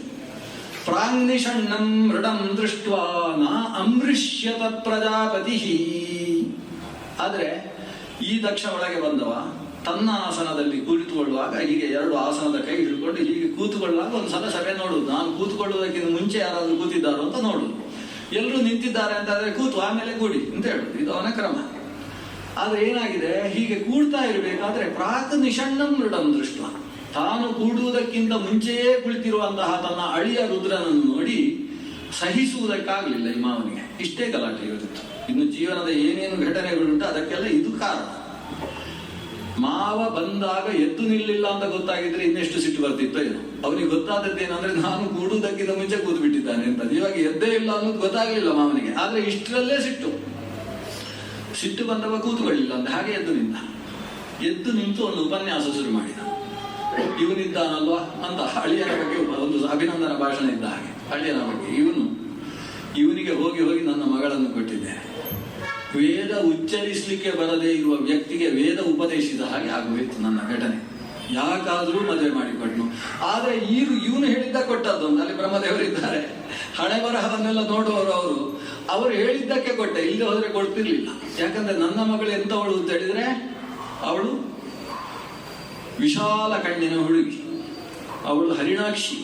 ಆದ್ರೆ ಕೊಟ್ಟದ್ದು ಯಾರಿಗೆ ಗೊತ್ತೋ? ಈ ಮರ್ಕಟ ಲೋಚನನಿಗೆ, ಈ ಮಂಗನ ಕಣ್ಣಿನವನಿಗೆ, ಈ ಹರಿಣದ ಹಾಗೆ ಕಣ್ಣುಳ್ಳಂತಹ ಈಕೆಯನ್ನು ನಾನು ಮದುವೆ ಮಾಡಿಕೊಟ್ಟೆ. ಶೂದ್ರ ಏವ ಉಷತಿ ಗಿರಂ ಅಂತ. ವೇದ ಉಚ್ಚರಿಸಲಿಕ್ಕೆ ಬರದೇ ಇರುವ ಪೆದ್ದನಿಗೆ ಕೊಟ್ಟ ಹಾಗೆ ಹೋಗಿ ಇವನಿಗೆ ಮದುವೆ ಮಾಡಿಕೊಟ್ಟಿದ್ದೇನೆ. ಸ್ವಲ್ಪ ಮಾನ ಇಲ್ಲ ಇವನಿಗೆ. ಮಾನಿನಿ ಭಿನ್ನ ಸೇತವೆ. ಇದನ್ನು ಸಂಸ್ಕೃತದಲ್ಲೇ ಹೇಳಬೇಕು. ಕನ್ನಡದಲ್ಲಿ ಹೇಳಿದ್ರೆ ಮಾನಗೆಟ್ಟವ ಅಂದ್ರೆ ಏನೇನು ಅರ್ಥ ಆಗ್ತದೆ. ಸಂಸ್ಕೃತದಲ್ಲಿ ಅದಕ್ಕೆ ಹೊಗಳಿಕೆಯ ಅರ್ಥವಿದೆ, ಬೈಯುವ ಅರ್ಥವಿದೆ. ಒಂದು ಹೊತ್ತಿಗೆ ಸಂಧ್ಯಾವಂದನೆ ಬೇರೆ ಮಾಡುವುದಿಲ್ಲ. ಲುಪ್ತ ಕ್ರಿಯಾಯ ಅಶುಚೈ, ಸರಿಯಾಗಿ ಕ್ರಿಯಾನುಷ್ಠಾನ ಮಾಡದೇ ಇರುವವ, ಶುಚಿಯಲ್ಲದೆ ಇದ್ದವ, ಇಂಥವನಿಗೆ ನಾನು ನನ್ನ ಮಗಳನ್ನು ಕೊಟ್ಟಿದ್ದೇನೆ ಅಂತ ಒಂದಷ್ಟು ಬೈದವ. ಮತ್ತೆ ಏನು ಈಗಾದರೂ ಎದ್ದು ನಿಲ್ತಾನ ಅಂತ ನೋಡಿದ್ರೆ ರುದ್ರದೇವನ ಮುಖದಲ್ಲಿ ಒಂದು ನಗು ಕಾಣಿಸ್ತಾ ಇದೆ. ಅವ ಒಳಗಿಂದ ದೇವರನ್ನು ಕಾಣ್ತಾ ನಗ್ತಾ ಇದ್ದಾನೆ ರುದ್ರದೇವ. ಈ ಬೈಯುವಾಗ ಅದಕ್ಕೆ ಸುಮ್ಮನಿದ್ರೆ ತೊಂದರೆ ಇಲ್ಲ, ಆದ್ರೆ ಇನ್ನೊಬ್ಬರು ಬೈಯುವಾಗ ನಗುವುದಕ್ಕಂತೂ ಹೋಗಬಾರ್ದು. ಮತ್ತವರು ದೊಡ್ಡವರು ಬೈಯುವಾಗ ಚಿಕ್ಕವರು ನಕ್ಕರು ಅಂದ್ರೆ ಅದು ಬೆಂಕಿಗೆ ತುಪ್ಪ ಹಾಕಿತು ಅಂತ ಅರ್ಥ. ದಕ್ಷನಿಗೆ ಸಿಟ್ಟು ಇನ್ನಷ್ಟು ಏರಿತು. ನಾನು ಇಷ್ಟು ಬೈದರೂ ಸ್ಥಾಣುವಿನ ಹಾಗೆ ಕೂತಿದ್ದಾನಲ್ಲ ಇವ ಅಂತ ಸಿಟ್ಟು ಮಾಡಿಕೊಂಡು ಶಾಪವನ್ನೆತ್ತಿ ಕೊಟ್ಟ. ಕೈಯಲ್ಲಿ ನೀರು ಹಾಕಿಕೊಂಡು, ಇವನಿಗೆ ದೇವತಾ ಪಂಕ್ತಿಯಲ್ಲಿ ಆಹುತಿ ಇಲ್ಲದೆ ಹೋಗ್ಲಿ, ಇವನು ಅಪಾಂಕ್ತೆಯನಾಗಲಿ, ದೇವರ ಪಂಕ್ತಿಯಲ್ಲಿ ಕೂತ್ಕೊಳ್ಳುವ ಯೋಗ್ಯತೆಯನ್ನು ಕಳ್ಕೊಂಡು ಬಿಡ್ಲಿ ಅಂತ ಹೀಗೊಂದು ಶಾಪವನ್ನು ಕೊಟ್ಟ. ಇವನು ಶಾಪ ಕೊಟ್ಟಾಗ ಆ ಕಡೆಯಿಂದ ರುದ್ರನ ಗಣ ಎದ್ದಿತು, ನಂದೀಶ್ವರ ಎಲ್ಲ. ರುದ್ರನಿಗೂ ದೊಡ್ಡ ಒಂದು ಅಭಿಮಾನಿ ಸಂಘ ಉಂಟು. ಅಂತೂ ಅಲ್ಲಿ ಏನೋ ದೊಡ್ಡ ಗಲಾಟೆ ಆಗೋಯ್ತು. ಇಷ್ಟು ಗಲಾಟೆ ಆಗಿ ಅವರು ಪರಸ್ಪರ ಶಾಪ ಪ್ರತಿಶಾಪಗಳಲ್ಲಿ ತೊಡಗಿದ್ದಾರೆ. ಆಮೇಲೆ ನಾನು ಕೊಟ್ಟ ಶಾಪ ರುದ್ರನಿಗೆ ಖುಷಿ ಆಯಿತು ಅಂತ ಈ ಅಭಿಮಾನಿಗಳು ರುದ್ರನನ್ನು ನೋಡಿದ್ರೆ ಸೀಟು ಖಾಲಿ ಆಗಿದೆ. ರುದ್ರದೇವರು ಹೊರಟು ಹೋಗಿ ಆಗಿದೆ, ಇಲ್ಲೇನೋ ಘಟನೆ ನಡೀತಾ ಇದೆ ಅಂತ ರುದ್ರದೇವರು ಅದೃಶ್ಯರಾಗಿದ್ದಾರೆ. ನಮ್ಮ ಹಿರಿಯರೇ ಹೋಗಿಬಿಟ್ಟಿದ್ದಾರೆ, ನಾವು ಯಾಕೆ ಗಲಾಟೆ ಮಾಡುವುದು ಅಂತ ಇವರು ಹೊರಟರು. ಅಂತೂ ಆ ಸಭೆಯಲ್ಲಿ ಒಂದು ದೊಡ್ಡ ಗಲಾಟೆ ಆಯಿತು. ಇದಾದ ಮೇಲೆ ರುದ್ರದೇವರಿಗೆ ಆಹುತಿ ಇಲ್ಲ ಅನ್ನೋ ಪ್ರಕ್ರಿಯೆ ನಡೆಯುತ್ತಾ, ಒಂದು ಯಜ್ಞ ಅಂತ ಆಗಬೇಕಾದ್ರೆ ಯಜ್ಞದಲ್ಲಿ ರುದ್ರನಿಗೆ ಆಹುತಿ ಇರಲೇಬೇಕು.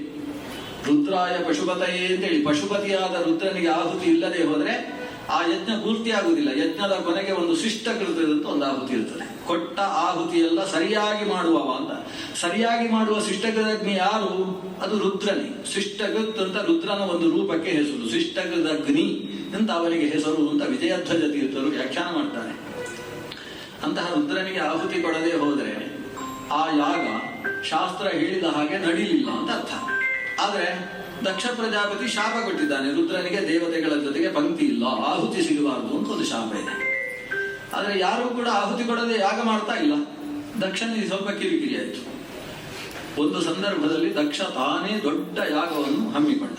ಅಂದ್ರೆ ಮೊದಲ ಬಾರಿ ಮಾಡಿ ತೋರಿಸುವುದು. ನಾವು ರುದ್ರನಿಗೆ ಆಹುತಿ ಕೊಡದೆ ಹೋದ್ರು ಏನು ಆಗುವುದಿಲ್ಲ ಅಂತ ತೋರಿಸಿದ್ರೆ ಯದ್ಯದಾಚರತಿ ಶ್ರೇಷ್ಠ, ಆಮೇಲೆ ಉಳಿದವರೆಲ್ಲ ಅನುಷ್ಠಾನ ಮಾಡ್ತಾರೆ ಅಂತ ಯಾಗವನ್ನು ಹಮ್ಮಿಕೊಂಡಿದ್ದಾನೆ. ಎಲ್ಲರಿಗೂ ಆಹುತಿ ಆಹ್ವಾನ. ಮುಖ್ಯವಾಗಿ ಲೋಕದ ಯಾವ ಪುರೋಹಿತರು ಬಿಟ್ಟು ಹೋಗಬಾರ್ದು, ಆ ರೀತಿ ಕಲಿಸಿದ್ದಾನೆ. ಯಾಕಂದ್ರೆ ಎಲ್ಲರ ಪುರೋಹಿತರ ಮುಂದೆ ಹೀಗೊಂದು ಯಾಗ ನಡೆಸಿದ್ರೆ ನಾಳೆ ಎಲ್ಲ ಪುರೋಹಿತರು ಅದೇ ರೀತಿ ಮಾಡ್ತಾರೆ ಅಂತ ನನ್ನ ಶಾಪ ಲೋಕದಲ್ಲಿ ಚಾಲ್ತಿಗೆ ಬರ್ತದೆ ಅಂತ ಯಾಗ. ಆಹ್ವಾನ ಸಿಗದೇ ಇದ್ದದ್ದು ಎಲ್ಲಿಗೆ ಅಂದ್ರೆ ಕೈಲಾಸಕ್ಕೆ ಮಾತ್ರ. ಏನು ಭಾರಿ ಜನ ಬರ್ತಾ ಇದ್ದಾರಂತೆ ಈ ದಕ್ಷನ ದೊಡ್ಡ ಸಭವನ್ನು ನೋಡುವುದಕ್ಕೋಸ್ಕರ ಆಗಮಿಸ್ತಾ ಇದ್ದಾರೆ. ಬೃಹಸ್ಪತಿ ಸಭ. ಆದರೆ ಬರ್ತಾ ಇರುವವರಲ್ಲಿ ಈ ಪಾರ್ವತೀ ದೇವಿ ಅಂದ್ರೆ ಇವಳು ಸತೀದೇವಿ ಅಲ್ಲಿ ನೋಡ್ತಾಳೆ. ಆಕಾಶದಲ್ಲಿ ಸೂರ್ಯನ ಬಿಸಿಲು ಕೆಳಗೆ ಬೀಳದೇ ಇರುವಷ್ಟು ವಿಮಾನಗಳು ಹಾರ್ತಾ ಇದ್ರೆ ಕಾರಣ ಏನು ಅಂತ ವಿಚಾರಿಸ್ತಾಳೆ. ನಿಮ್ಮ ಮನೆಯಲ್ಲಿ ಯಾಕಲ್ವ, ಅದಕ್ಕೆ ಹೋಗ್ತಾ ಇದ್ದೇವೆ, ನಿಮ್ಗೆ ಆಹುತಿ ಇಲ್ವಾ ಅಂತ ಆ ಹೆಂಗಸರು ಹೇಳಿದಾಗ ಆಶ್ಚರ್ಯ ಆಯ್ತು ಇವಳಿಗೆ. ಏನೋ ಕಾರಣಾಂತರದಿಂದ ಆಹ್ವಾನ ಬಂದಿರ್ಲಿಕ್ಕಿಲ್ಲ. ನಾವು ವಿವಾಹವಾದ ಮೇಲೆ ಅಪ್ಪನ ಮನೆಗೆ ಹೋಗದೆ ಎಷ್ಟು ಸಮಯ ಆಗಬೇಕು. ನಾವು ಹೋಗದೆ ಹೋದ್ರೆ ಅವರಾದ್ರೂ ಯಾಕೆ ಆಹ್ವಾನ ಕಳಿಸ್ತಾರೆ, ನಾವು ಹೋಗದೆ ಇದ್ದದ್ದು ನಮ್ದೇ ತಪ್ಪು ಅಂತ. ಯಾವತ್ತ ಹೆಣ್ಣು ಮಗಳು ತವರು ಮನೆಯನ್ನು ಬಿಟ್ಟು ಕೊಡುವುದಿಲ್ಲ ಅಂತ ನಮ್ಗೆಲ್ಲ ಎಚ್ಚರವಾಗಬೇಕಾದ ಕಥೆ ಇದು. ತವರು ಮನೆಯಿಂದ ಆಹ್ವಾನ ಬರದೇ ಇದ್ದದ್ದು ಯಾಕೆ? ನಾವು ಒಂದ್ಸಲ ಆದ್ರೂ ಹೋಗಿದ್ದೇವಾ, ಅದಕ್ಕೆ ಆಹ್ವಾನ ಕಳಿಸ್ಲಿಲ್ಲ. ಅಥವಾ ಕಳಿಸಿರ್ಬೋದು, ನಮ್ಮ ಗಂಡ ನನಗೆ ಹೇಳಲಿಲ್ಲೋ ಏನೋ, ಹೀಗೆಲ್ಲ ಮನಸ್ಸಿನಲ್ಲಿ ಕಾಡಿತು. ರುದ್ರನ ಹತ್ರ ಬಂದ್ರೆ ರುದ್ರ ಕೂತು ಬಿಟ್ಟಿದ್ದಾನೆ ಸ್ಥಾಣುವಿನ ಹಾಗೆ. ಮೆಲ್ಲ ಶುರು ಮಾಡಿಲ್ಲಂತೆ ಈಕೆ, ನಾವು ಕೂಡ ಹೋಗೋಣ ಅಂತ ಶುರು ಮಾಡಿದ್ರು. ಏನು ಹೋಗುದು ಅಂತ ರುದ್ರ ತಲೆ ಎತ್ತಿದ. ಅದೇ ನಮ್ಮನೆಯಲ್ಲಿ ಹೋಮ ಅಂತೆ, ಯಜ್ಞ ಅಂತೆ, 14 ದಿವಸ ನಡೆಯುವ ಮಹಾಯಾಗ ಅಂತೆ, ಎಲ್ಲರೂ ಹೋಗ್ತಾ ಇದ್ದಾರೆ, ನಾವು ಕೂಡ ದಯವಿಟ್ಟು ಬರಬೇಕು, ಒಟ್ಟಿಗೆ ಹೋಗೋಣ. ಈ ರುದ್ರ ಸುಮ್ಮನೆ ನಕ್ಕು ಬಿಡ್ತಾನೆ, ಸುಮ್ಮನಿದ್ದಾನೆ. ಅಲ್ಲ ಆಹ್ವಾನ ಬರಲಿಲ್ಲ ಅಂತ ಬೇಸರವಾ? ಇವಳದೆ ಮಾತುಕತೆ ಒಬ್ಬಳದ್ದೇ, ಏಕಪಾತ್ರಾಭಿನಯ. ಆಹ್ವಾನ ಬರಲಿಲ್ಲ ನೀವೇನು ಆಲೋಚನೆ ಮಾಡಬೇಕು ಅಂತಿಲ್ಲ. ಅದು ಕೆಲವು ಮನೆಗೆ ಆಹ್ವಾನ ಬರದೆ ಹೋದ್ರು ಹೋಗಬಹುದು ಅಂತ ಉಂಟಲ್ಲ. ಅನಾಹುತ ಅಪ್ಯಭಿಯಾಂತಿ ಸೌಹೃದಾತ್ ಭರ್ತುರ್ ಗುರೋರ್ದೇಹ ಕೃತಶ್ಚ ಕೇತನಂ. ಕೆಲವು ಮನೆಯಿಂದ ಆಹ್ವಾನ ಬರದೆ ಹೋದ್ರು ಹೋಗ್ಬೋದಂತಲ್ಲ. ಗಂಡನ ಮನೆಯಿಂದ ನಾವು ಹೆಣ್ಣು ಹೆರುವುದಕ್ಕೋಸ್ಕರ ಈಕೆ ತವರು ಮನೆಗೆ ಬಂದಿದ್ದಾಳೆ. ಯಾವುದೋ ಕಾರಣದಿಂದ ಆಹ್ವಾನ ಬರಲಿಲ್ಲ, ಇಲ್ಲ ಅವ್ರು ಕರೀಲಿಲ್ಲ ಅಂತೇಳಿ ಇವಳು ಇಲ್ಲೇ ಕೂತ್ಕೊಳ್ಳುವುದಾ? ಗಂಡನ ಮನೆಯಿಂದ ಆಹ್ವಾನ ಬರದೆ ಹೋದ್ರೆ ಹೋಗ್ಬೋದಂತೆ. ಗುರುಗಳ ಮನೆಯಿಂದ ಶಿಷ್ಯನಿಗೆ ಸುಧಾಮಂಗಳ ಇದೆ, ಒಂದು ದೊಡ್ಡ ಘಟಿಕೋತ್ಸವ ಇದೆ, ಆಹ್ವಾನ ಬರಲಿಲ್ಲ, ನಾವು ಹೋಗಲ್ಲ ಅಂತ ಕೂತ್ಕೊಳ್ಳುವ ಹಾಗಿಲ್ಲ. ದೇಹಕೃತ ಹೆತ್ತ ತಂದೆ ತಾಯಿಯರ ಮನೆಯಿಂದ ಆಹ್ವಾನ ಬರದೆ ಹೋದ್ರೆ ಹೋಗಬಾರದು ಅಂತಿಲ್ಲ, ಹೋಗಬೇಕು ಅಂತುಂಟಲ್ವಾ. ಆದ್ರಿಂದ ನಾವು ನಮ್ಮ ಅಪ್ಪನ ಮನೆ, ನೀವು ಬಂದ್ರೆ ತುಂಬಾ ಖುಷಿಯಾಗಿರ್ತದೆ.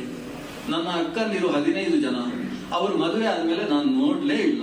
ಇವತ್ತು ಎಲ್ಲರೂ ಕೂಡ ಬಂದಿರ್ತಾರೆ, ಎಲ್ಲರ ಜೊತೆಗೆ ಖುಷಿಯಾಗಿ ಒಂದು ದಿವಸ ಇದ್ದು ಹೋಗಿ ಬರೋಣ ಅಂತ ಸಹಜವಾದ ಮಾತೃಗೃಹದ ಭಾವದಿಂದ ಆಕೆ ರುದ್ರನ ಜೊತೆಗೆ ಮಾತಾಡಿದರೆ ರುದ್ರದೇವರು ಸಮಾಧಾನದಿಂದ ಹೇಳ್ತಾರೆ, ಸತಿ ತ್ವಯೋದಿತಂ ಶೋಭನಮೇವ ಶೋಭನೆ ಅನಾಹುತ ಅಪ್ಯಭಿಯಾಂತಿ ಬಂಧುಷು ತೇ ಯಜ್ಜನಾವಿಷ್ಕೃತ ದೋಷ ದೃಷ್ಟಯಃ.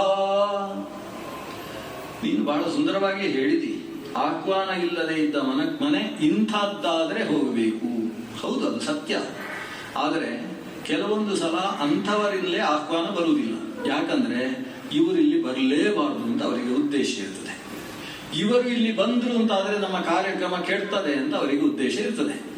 ಅಂಥಲ್ಲಿಗೆ ಅದು ಅವರು ಆಹ್ವಾನ ಇಲ್ಲದೆ ಹೋಗುವುದು ಅಂತ ನಾವು ಹೋದರೆ ಪರಿಣಾಮ ಏನಾಗ್ತದೆ? ಅವರು ಮಾಡಿದ ಕಾರ್ಯಕ್ರಮ ಒಂದು ರೀತಿ ಅಮಂಗಲವಾಗ್ತದೆ. ನಾವು ಹೋಗುವುದರಿಂದಲೇ ಕಾರ್ಯಕ್ರಮ ಹಾಳಾಗುವುದಾದ್ರೆ ನಾವು ಹೋಗದೇ ಇದ್ರೆ ಶಾಂತವಾಗಿ ನಡೆಸ್ತಾರಲ್ವಾ. ಆದ್ರಿಂದ ನಿನಗೆ ತವರು ಮನೆಯ ಮೇಲೆ ಪ್ರೀತಿ ಇದ್ರೆ ನಾವು ಹೋಗಬಾರ್ದು. ಅವರ ಕಾರ್ಯಕ್ರಮ ಚೆನ್ನಾಗಿ ನಡೀಲಿ, ಯಜ್ಞಯಾಗ ನಡೀಲಿ, ನಾವು ಹೋಗುದು ಬೇಡ. ಆವಾಗ ಈಕೆ ಹೇಳ್ತಾಳೆ, ಹೌದಾ, ನಮ್ಮ ಮೇಲೆ ಅವರು ನಾವು ಬರಬಾರ್ದು ಅಂತಲೇ ಆಹ್ವಾನ ಗಳಿಸ್ಲಿಲ್ವಾ? ಅದು ಯಾಕೆ? ಯೋಚನೆ ಮಾಡ್ತಾಳೆ ಅವಳು. ಅವತ್ತು ನೀವು ಎದ್ದು ನಿಲ್ಲಿಲ್ಲ ಅಲ್ವಾ? ಒಂದು ಎದ್ದು ನಿಂತಿದ್ರೆ ಎಲ್ಲ ಸರಿಯಾಗ್ತಿತ್ತು. ತವರು ಮನೆಯ ಪ್ರಭಾವ ಇಷ್ಟೆಲ್ಲ ಇರ್ತದೆ. ನೀವು ಅವತ್ತೊಂದು ಎದ್ದು ನಿಂತಿದ್ರೆ ಎಲ್ಲ ಸರಿ ಆಗ್ತಿತ್ತಲ್ವಾ ಅಂತ ಈಕೆ ಹೇಳ್ತಾಳೆ. ಆಗ ರುದ್ರದೇವರು ಉತ್ತರಿಸುವ ಅನಿವಾರ್ಯತೆ ಬಂತು. ಇಲ್ಲಿ ತನಕ ಈ ಪ್ರಶ್ನೆಯೇ ಬಂದಿರಲಿಲ್ಲ. ಈ ತವರು ಮನೆಯಲ್ಲಿ ಏನಾದ್ರೂ ಪುಟ್ಟ ಗಿಟ್ಟ ಗಲಾಟೆ ಆಯಿತು ಅಂತಾದ್ರೆ ಹೆಂಡತಿ ಹತ್ರ ಹೇಳದೇ ಇರುವುದು ಒಳ್ಳೇದು ಅಂತ ರುದ್ರದೇವ ಹೇಳಲೇ ಇಲ್ಲ ಕಥೆ. ಆದ್ರೆ ಇವತ್ತು ಹೇಳ್ತಾನೆ, ಹೌದು, ಒಬ್ಬ ಹಿರಿಯ ಬಂದಾಗ ಕಿರಿಯನಾದವ ಎದ್ದು ನಿಲ್ಲಬೇಕು. ಹಿರಿಯ ಬಂದಾಗ ನಾವು ಎದ್ದು ನಿಲ್ಲಿಲ್ಲ ಅಂದ್ರೆ ನಮ್ಮ ಆಯುಷ್ಯ ಕಡಿಮೆ ಆಗ್ತದೆ. ಯಾಕಂದ್ರೆ ಹಿರಿಯರು ಬರ್ತಾ ಇದ್ದ ಹಾಗೆ ನಮ್ಮ ಆತ್ಮಶಕ್ತಿ ಊರ್ಧ್ವಮುಖವಾಗಿ ಸಾಗ್ತದೆ. ಆ ಊರ್ಧ್ವಮುಖವಾಗಿ ಸಾಗುವ ಆತ್ಮಶಕ್ತಿಯನ್ನು ಯಥಾಸ್ಥಿತಿಯಲ್ಲಿ ನಿಲ್ಲಿಸುವುದು ಆ ಕಿರಿಯನಾದವ ಕರ್ತವ್ಯ. ಅವನೇನು ಮಾಡಬೇಕು? ಪ್ರತ್ಯುತ್ಥಾನಾಭಿವಾದಾಭ್ಯಾಂ, ಅವರು ಎದ್ದು ನಿಲ್ಲಬೇಕು, ಎದ್ದು ನಿಂತು ಬಗ್ಗಬೇಕು. ಈ ರೀತಿ ಮಾಡುವುದರಿಂದ ಅವನಿಗೆ ಆಯುಷ್ಯ ವೃದ್ಧಿಯಾಗ್ತದೆ. ಅಭಿವಾದನಶೀಲಸ್ಯ ನಿತ್ಯಂ ವೃದ್ಧೋಪಸೇವಿನಃ ಚತ್ವಾರಿ ತಸ್ಯ ವರ್ಧಂತೆ ಆಯುಃ ಪ್ರಜ್ಞಾ ಯಶೋ ಬಲಂ. ಯಾರು ಹಿರಿಯರಿಗೆ ನಿರಂತರ ನಮಸ್ಕಾರಶೀಲನಾಗಿರ್ತಾನೆ, ಸಿಕ್ಕಿದಲ್ಲಿ ಹಿರಿಯರಿಗೆ ನಮಸ್ಕರಿಸ್ತಾನೆ, ಯಾರು ತಮ್ಮಿಂದ ಆ ಕೈಲಾಗದೇ ಇದ್ದ ವೃದ್ಧರ ಸೇವೆಯಲ್ಲಿ ನಿರತನಾಗ್ತಾನೆ, ಅಂಥವನಿಗೆ ಆಯುಷ್ಯ, ಪ್ರಜ್ಞಾ, ಯಶಸ್ಸು, ಬಲ ಇದೆಲ್ಲ ವೃದ್ಧಿಯಾಗ್ತದೆ. ಅದರಿಂದ ಹಿರಿಯರು ಬಂದಾಗ ಎದ್ದು ನಿಲ್ಲುವುದು ನಮ್ಮ ಕರ್ತವ್ಯ. ಆದರೆ ಆ ವ್ಯಕ್ತಿ ಬಂದ ಅಂತ ನಾವು ಎದ್ದು ನಿಲ್ಲುವುದಲ್ಲ. ಆ ಹಿರಿಯನಲ್ಲಿ ದೇವರ ಸನ್ನಿಧಾನ ಇರ್ತದೆ. ವ್ಯಕ್ತಿ ಅಂದ್ರೆ ಅವನು ರಥ ಇದ್ದ ಹಾಗೆ. ಇದು ರಥ. ರಥಕ್ಕೆ ನಾವು ಗೌರವ ಕೊಡುವುದು, ರಥ ಇದೆ, ಅದು ಅಷ್ಟು ಚಂದ ಇದೆ, ಅಷ್ಟು ಎತ್ತರ ಇದೆ, ಬ್ರಹ್ಮರಥ ಅಂತ ನಾವು ಅದಕ್ಕೆ ಗೌರವ ಕೊಡುವುದಲ್ಲ. ರಥದಲ್ಲಿ ಕೇಶವ ಕೂತಿದ್ದಾನೆ ಅಂತ ರಥಕ್ಕೆ ಗೌರವ ಕೊಡ್ತೇವೆ. ಹಾಗಾದ್ರೆ ರಥದಲ್ಲಿ ದೇವರಿದ್ದಾರೆ ಅಂತಲ್ವ ನಾವು ಹೇಳುವುದು. ಈ ರಥ ಬಂತು, ಖಾಲಿ ರಥ. ನಿನ್ನ ಅಪ್ಪ ಬಂದದ್ದು ಹೌದು ಸಭೆಗೆ ವಿಳಂಬವಾಗಿ, ಆದ್ರೆ ಅದರಲ್ಲಿ ದೇವರೇ ಕಾಣಿಸ್ಲಿಲ್ಲ. ನಾನು ಎದ್ದು ನಿಲ್ಲುವುದು ಹೇಗೆ ಹೇಳು? ಪ್ರತ್ಯುದ್ಗಮ ಪ್ರಶ್ರಯಣಾಭಿವಾದನಂ ವಿಧೀಯತೆ ಸಾಧು ಮಿತಸ್ಸು ಮಧ್ಯಮೇ ಪ್ರಾಜ್ಞೀ ಪರಸ್ಮೈ ಪುರುಷಾಯ ಚೇತಸ ಗುಹಾಶಯಾಯೈವ ನ ದೇಹ ಮಾನಿನೇ. ಹಿರಿಯರು ಬಂದಾಗ ಎದ್ದು ನಿಲ್ಲುವುದು, ಅವರು ಬರ್ತಾ ಇದ್ದ ಹಾಗೆ ಹೊರಗೆ ಹೋಗಿಯೇ ಅವರ ಪಾದ ಪ್ರಕ್ಷಾಲನೆ ಮಾಡಿ ಒಳಗೆ ಕರ್ಕೊಂಡು ಬರತಕ್ಕಂಥದ್ದು, ಬಂದಂತಹ ವ್ಯಕ್ತಿಗೆ ಉಚಿತವಾದ ಆಸನವನ್ನು ಕೊಟ್ಟು ಕೂಡಿಸುವುದು, ಅವರಿಗೆ ಬೀಸಣಿಕೆಯಿಂದ ಗಾಳಿ ಹಾಕಿ ಉಪಚರಿಸುವುದು, ಬೆಲ್ಲ ನೀರುಗಳನ್ನು ಮುಂದಿಟ್ಟು ಮನೆಯ ಸಮಸ್ತ ಸದಸ್ಯರು ಬಂದು ನಮಸ್ಕಾರ ಮಾಡುವುದು, ಇದೆಲ್ಲ ಯಾಕೆ? ವಿಧೀಯತೆ ಸಾಧು ಮಿಥ. ಕಾರಣ ಏನಂದ್ರೆ ಅವರ ಹೃದಯ ಗುಹೆಯಲ್ಲಿ ಅವರು ದೇವರನ್ನು ಹೊತ್ತುಕೊಂಡು ಬಂದಿರ್ತಾರೆ. ಗುಹಾಶಯ ಇಲ್ವ, ಆ ಗುಹಾಶಯ ಹೃದಯ ಗುಹಾದಲ್ಲಿ ಕುಳಿತಂತಹ ಭಗವಂತನನ್ನು ಉದ್ದೇಶಿಸಿ ಇಷ್ಟೆಲ್ಲ ಮಾಡುವುದೇ ಹೊರತು ನ ದೇಹ ಮಾನಿನೇ. ಈ ದೇಹ ನನ್ನದು ಅಂತ ಅಹಂಕಾರ ಪಡತಕ್ಕಂತಹ ಅಹಂ ಅಹಂ ಅಂತ ಶರೀರದಲ್ಲಿ ಯಾರಿಗೆ ಭಾವನೆ ಇದೆಯೋ ಆ ವ್ಯಕ್ತಿಗೋಸ್ಕರ ನಾವು ಮಾಡುವುದಲ್ಲ. ನಿನ್ನ ತಂದೆ ಬಂದಾಗ ಅವನ ತಲೆ ಕೆಳಗೆ ಬಗ್ಗಿರಲಿಲ್ಲ, ತಲೆ ಎತ್ತಿ ಬಂದಿದ್ದ. ಅಹಂಕಾರ ಭೂಯಿಷ್ಠವಾಗಿ ಬಂದ ಕಾರಣದಿಂದ ಅವನ ಹೃದಯದಲ್ಲಿ ದೇವರಿಗೆ ಸ್ಥಾನ ಇರಲಿಲ್ಲ. ಯಾವ ಹೃದಯದಲ್ಲಿ ದೇವರು ಸನ್ನಿಹಿತನಾಗ್ತಾನೆ? ಅಂಗುಷ್ಠ ಮಾತ್ರ ಪುರುಷೋಂಗುಷ್ಠಂಚ ಸಮಾಶ್ರಿತ. ಅಂಗುಷ್ಠ ಮಾತ್ರ ಸ್ವರೂಪದಲ್ಲಿ ಹೃದಯ ಗುಹೆಯಲ್ಲಿ ಆತ ನಿಲ್ಲುವುದು ಎಲ್ಲಿ? ಯಾರ ಹೃದಯದಲ್ಲಿ ಅಹಂಕಾರ, ದರ್ಪ, ಕಾಮ, ಈರ್ಷ್ಯೆ ಇವೆಲ್ಲ ಸ್ಥಾನವನ್ನು ಪಡೆದಿರುವುದಿಲ್ವೋ ಅಂತಹ ಶುದ್ಧ ಮನಸ್ಸಿನಲ್ಲಿ ದೇವರು ಗಟ್ಟಿಯಾಗಿ ಕುಳಿತಿರ್ತಾನೆ. ಆದರೆ ನಿನ್ನ ತಂದೆಯಲ್ಲಿ ಅದು ಕಾಣಿಸಲಿಲ್ಲ. ದೇವರಿಲ್ಲದ ಈ ದೇಹ ನನ್ನದು ಅನ್ನೋ ಅಭಿಮಾನದಿಂದ ಬಂದ ವ್ಯಕ್ತಿಗೆ ನಾವು ಎದ್ದು ನಿಲ್ಲುವುದು ಸರಿಯಲ್ಲ. ಅದಕ್ಕೆ ಹೇಳಿಲ್ಲ. ಇಷ್ಟು ಹೇಳಿದ್ರೆ ಈಕೆ ಹೆಂಡತಿ ಬಿಡ್ತಾಳ? ಅವಳು ಹೆಂಡತಿ ಅಲ್ವಾ? ಗಂಡನಿಗಿಂತ ಯಾವತ್ತು ಮಾತಿನಲ್ಲಿ ಗಟ್ಟಿದ್ದವರಿಗೆ ಮಾತೆಯರು ಅಂತ ಹೆಸರು. ಆದ್ರಿಂದ ಆಕೆ ಉತ್ತರ ಕೊಡ್ತಾಳೆ, ಹೌದು, ನೀವು ಎದ್ದು ನಿಲ್ಲಿಲ್ಲ ಹೇಳ್ತಾಳೆ. ಹೆಣ್ಣುಗಟ್ಟ ಮಾವನಿಗೆ ಗುರು ಅಂತ ಹೆಸರು. ನೀನು ಎಂಥ ಶಾಸ್ತ್ರಾಧ್ಯಯನ ಮಾಡಿ ಮಹಾಪಂಡಿತನಾಗಿದ್ದರೂ ಹೆಣ್ಣುಗಟ್ಟಂತಹ ತಂದೆ ಆತ ಧೂಮಪಾನಾದಿಗಳನ್ನು ಮಾಡ್ತಾ ಇದ್ರು ಅವನಿಗೆ ನಮಸ್ಕಾರ ಮಾಡುವುದು ಇವನ ಕರ್ತವ್ಯ ಆಗ್ತದೆ. ಯಾಕಂದ್ರೆ ಹೆಣ್ಣು ಕೊಟ್ಟಿದ್ದಾನೆ ಅನ್ನುವ ಕಾರಣದಿಂದ ಗುರುಸ್ಥಾನಕ್ಕೆ ಅದು ಬರ್ತಾನೆ. ಹೆಣ್ಣು ಕೊಟ್ಟವ ಗುರು ಯಾಕಾಗ್ತಾನೆ ಅಂದ್ರೆ ಅವ ಒಂದು ಉಪದೇಶ ಮಾಡಿರ್ತಾನೆ. ಕೆಲವು ಸಲ ಪುರೋಹಿತರೇ ಉಪದೇಶ ಮಾಡ್ತಾರೆ ಅಂತ ಏನೇ ಇಲ್ಲ. ಮದುವೆಯ ದಿವಸ ಅವ ಒಂದು ಮಾತು ಹೇಳ್ತಾನೆ. ಇವು ಹೆಣ್ಣನ್ನು ದಾರೆ ಎಳೆದು ಕೊಡುವಂತಹ ಸಂದರ್ಭದಲ್ಲಿ ಧರ್ಮೇಚ ಅರ್ಥೇಚ ಕಾಮೇಚ ನಾತಿ ಚರಿತವ್ಯ ತ್ವಯೇಯಂ ಅಂತ ಒಂದು ಮಾತು ಹೇಳ್ತಾನೆ. ಧರ್ಮಾರ್ಥ ಕಾಮಗಳಲ್ಲಿ ಈಕೆಯನ್ನು ಮೀರಿ ನಡಿಬೇಡಪ್ಪ ಅಂತ ಒಂದು ಮಾತು ಹೇಳ್ತಾನೆ. ಅದಕ್ಕೆ ಇವನು ಧರ್ಮೇಚ ಅರ್ಥೇಚ ಕಾಮೇಚ ನಾತಿ ಚರಾಮಿ ಅಂತ ಹೇಳ್ತಾನೆ. ಆಮೇಲೆ ಸಹಧರ್ಮಶ್ಚರ್ಯವ ಅಂತ ಇನ್ನೊಂದು ಮಾತನ್ನ ಆತ ಉಪದೇಶಿಸ್ತಾನೆ. ಸಹಧರ್ಮಂ ಚರಿಷ್ಯಾಮಿ ಅಂತ ಹೇಳ್ತಾನೆ. ಎಷ್ಟೋ ಸಲ ಇವೇ ಹೇಳುದಿಲ್ಲ, ಯಾಕಂದ್ರೆ ಕಷ್ಟ ಆಗ್ತದೆ, ಪುರೋಹಿತರ ಹತ್ರವೇ ಹೇಳಿಸ್ಬಿಡ್ತಾರೆ. ಆಮೇಲೆ ಎಡವಟ್ಟು ಮಾಡಿದ್ರು ತೊಂದರೆ ಇಲ್ಲ ಅಂತ ಇವನು ಹೇಳದೆ ತಪ್ಪಿಸಿಕೊಂಡು ಬಿಡ್ತಾರೆ. ಅಂತೂ ಈ ಎರಡು ಮಾತನ್ನು ಮಾವ ಉಪದೇಶಿಸಿದ ಕಾರಣದಿಂದ ಮಾವನಿಗೆ ಗುರು ಅನ್ನುವ ಸ್ಥಾನ ಬರ್ತದೆ. ಆದ್ರಿಂದ ಅವ ಹೇಗೇ ಇರಲಿ, ರಥದಲ್ಲಿ ದೇವರು ಇರ್ಲಿ ಬಿಡ್ಲಿ, ಬಂದಾಗ ಎದ್ದು ನಿಲ್ಲುವುದು ನಿಮ್ಮ ಕರ್ತವ್ಯ ಆಗಿತ್ತಲ್ಲ. ನೀವು ಎದ್ದು ನಿಂತಿದ್ರೆ ಇಂಥ ಸಮಸ್ಯೆಗಳಿಗೆ ಅವಕಾಶವೇ ಇರ್ಲಿಲ್ವಲ್ಲ. ಆಗ ರುದ್ರ ಹೇಳ್ತಾನೆ, ಸಾಧ್ವಿಮಣಿ, ಹೌದು ಮಾವನ ಬಂದಾಗ ಎದ್ದು ನಿಲ್ಬೇಕಾದ್ರೆ ಮಾವ ಬಂದದ್ದೇ ಗೊತ್ತಾಗ್ಲಿಲ್ಲ ನಂಗೆ ಅಂತ ರುದ್ರನು ಭಾರಿ ಚುರುಕು ಹೇಳ್ತಾರೆ. ಮಾವ ಬಂದದ್ದೇ ಗೊತ್ತಾಗ್ಲಿಲ್ಲ. ಯಾಕಂದ್ರೆ ಪಕ್ಕದಲ್ಲಿ ಬ್ರಹ್ಮದೇವರಿದ್ರು. ಸತ್ವಂ ವಿಶುದ್ಧಂ ವಸುದೇವ ಸಂಹಿತಂ, ಶುದ್ಧವಾದ ಸತ್ವ ಮಹಾಸತ್ವ ಅಂತ ಕರೆಸಿಕೊಳ್ಳತಕ್ಕಂತಹ ಬ್ರಹ್ಮ ಅನ್ನುವ ಶುದ್ಧ ಅಧಿಷ್ಠಾನದಲ್ಲಿ ಆ ಇದ್ದಂತಹ ದೇವರನ್ನು ನಾನು ನನ್ನ ಹೃದಯ ಗುಹೆಯಲ್ಲಿ ಹಾಕಿಕೊಂಡು ಅಂತರ್ಮುಖಿಯಾಗಿ ಧ್ಯಾನ ನಿಷ್ಠನಾಗಿದ್ದೆ. ಆ ರೀತಿ ನಿರ್ವಿಕಲ್ಪಕ ಸಮಾಧಿ ಸ್ಥಿತಿಯಲ್ಲಿ ನಾನು ಸಭೆಯಲ್ಲಿ ಆಸೀನನಾಗಿದ್ದಾಗ ನಿನ್ನ ಅಪ್ಪ ಬಂದು ಗಲಾಟೆ ಮಾಡಿ ಪರಸ್ಪರ ಗಲಾಟೆಗಳು ನಡೀತಾ ಇರುವಾಗ ನಾನು ಅಲ್ಲಿಂದ ಎದ್ದು ಹೊರಟೆ. ಇಷ್ಟೇ ಘಟನೆ ಆದದ್ದು. ಆಮೇಲೆ ನನ್ನ ಪ್ರಮಥಗಣಗಳು ಬಂದು ಹೇಳಿ ಗೊತ್ತಾದದ್ದು ನನಗೆ ಇಷ್ಟೆಲ್ಲ ಆಗಿದೆ ಅಂತ ಗೊತ್ತಾದದ್ದು ನಂತರ. ಆದ್ರಿಂದ ನಾವು ಅಂತರ್ಮುಖಿಯಾಗಿ ಒಳಗೆ ಇಲ್ಲಿ ದೇವರನ್ನು ಕಾಣುವಾಗ ನಮ್ಗೆ ಎಲ್ಲಿ ಕಾಣ್ಲಿಕ್ಕೆ ಸಾಧ್ಯ ಹೇಳು? ಹಾಗಾಗಿ ಎದ್ದು ನಿಲ್ಲಿಲ್ಲ. ಈಗ ದಾಕ್ಷಾಯಿಣಿ ಏನ್ ಹೇಳ್ಬೇಕು ಪಾಪ, ಅವಳು ಹೇಳ್ತಾಳೆ, ಏನೇ ಆಗ್ಲಿ ನೀವು ಎದ್ದು ನಿಲ್ಬೇಕಿತ್ತು, ನಿಮ್ಮ ಹತ್ರ ಮಾತಾಡ್ಲಿಕ್ಕೆ ಸಾಧ್ಯ ಇಲ್ಲ ಅಂತ ಹೇಳಿದ್ಲು ಕೊನೆಗೆ. ಇದು ಕೊನೆ ಮಾತು ಅಂತ. ನಿಮ್ಮ ಹತ್ರ ಮಾತಾಡಿದ್ರೆ ನಾವು ಗೆಲ್ಲಿಕ್ಕೆ ಸಾಧ್ಯ ಇಲ್ಲ. ನೀವೇನೋ ಅದಕ್ಕೆ ಒಂದಕ್ಕೆ ಉತ್ತರಕ್ಕೊಂದು ಉತ್ತರ ಕೊಡ್ತೀರಿ, ಬರ್ತೀರೋ ಇಲ್ವೋ ಹೇಳಿ ಇಷ್ಟೇ. ರುದ್ರದೇವನಿಗೆ ಸಮಸ್ಯೆ ಆಯ್ತಂತೆ. ನಾನು ಬರ್ತೇನೆ ಅಂತ ಹೊರಡುವುದಕ್ಕೆ ಸಿದ್ಧ ಇಲ್ಲ, ಯಾಕಂದ್ರೆ ನಾನು ಬರಬಾರ್ದು ಅಂತ ಮಾಡ್ತಾ ಇರುವ ಯಾಕೆ. ಅಲ್ಲಿ ರುದ್ರಾಯ ಸ್ವಾಹ ಅನ್ನುವ ಶಬ್ದವೇ ಇಲ್ಲ, ನನಗೆ ಆಹ್ವಾನವೇ ಇಲ್ಲದ ಯಾಗ, ಅರುದ್ರ ಯಾಗವನ್ನು ಮಾಡುವುದಕ್ಕೋಸ್ಕರ ಹೊರಟದ್ದು. ಹಾಗಾಗಿ ನಾನು ಹೋಗುವ ಹಾಗಿಲ್ಲ. ಈಕೆಯನ್ನು ಕಳಿಸೋಣ ಅಂದ್ರೆ ನನ್ನ ಅರ್ಧ ಅವಳು, ಅರ್ಧನಾರಿ ನರೇಶ್ವರನಾಗಿಯೇ ನಾನು ಇರತಕ್ಕಂಥವ. ನನ್ನ ಅರ್ಥವನ್ನೇ ಆಕೆಗೆ ಕೊಟ್ಟಿದ್ದೇನೆ.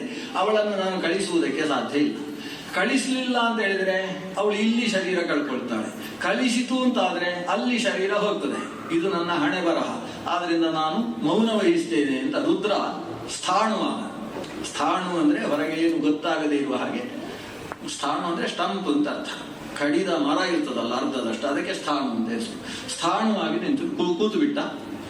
ಈಕೆ ಮತ್ತೊಮ್ಮೆ ಬಂದು ಕೇಳಿದ್ದು, ಬರ್ತೀರಾ ಹೇಗೆ ಅಂತ. ಇವರು ಶಾಂತ. ಓ, ಮೌನಂ ಸಮ್ಮತಿ ಲಕ್ಷಣ ಅಂತ ತೀರ್ಮಾನ ಮಾಡಿದ್ರು. ಹಾಗಾದ್ರೆ ನಾನೊಬ್ಳು ಹೋಗಿ ಬರುವುದಕ್ಕೆ ಅನುಮತಿ ಉಂಟಲ್ಲ ಅಂತ ಕೇಳಿದ್ರು. ಸುದ್ದಿಯೇ ಇಲ್ಲ. ಓ, ಮೌನ. ಆಕೆಗೆ ಸಿಟ್ಟು ಬಂದಂತೆ. ಸಿಟ್ಟು ಯಾರಿಗೆ?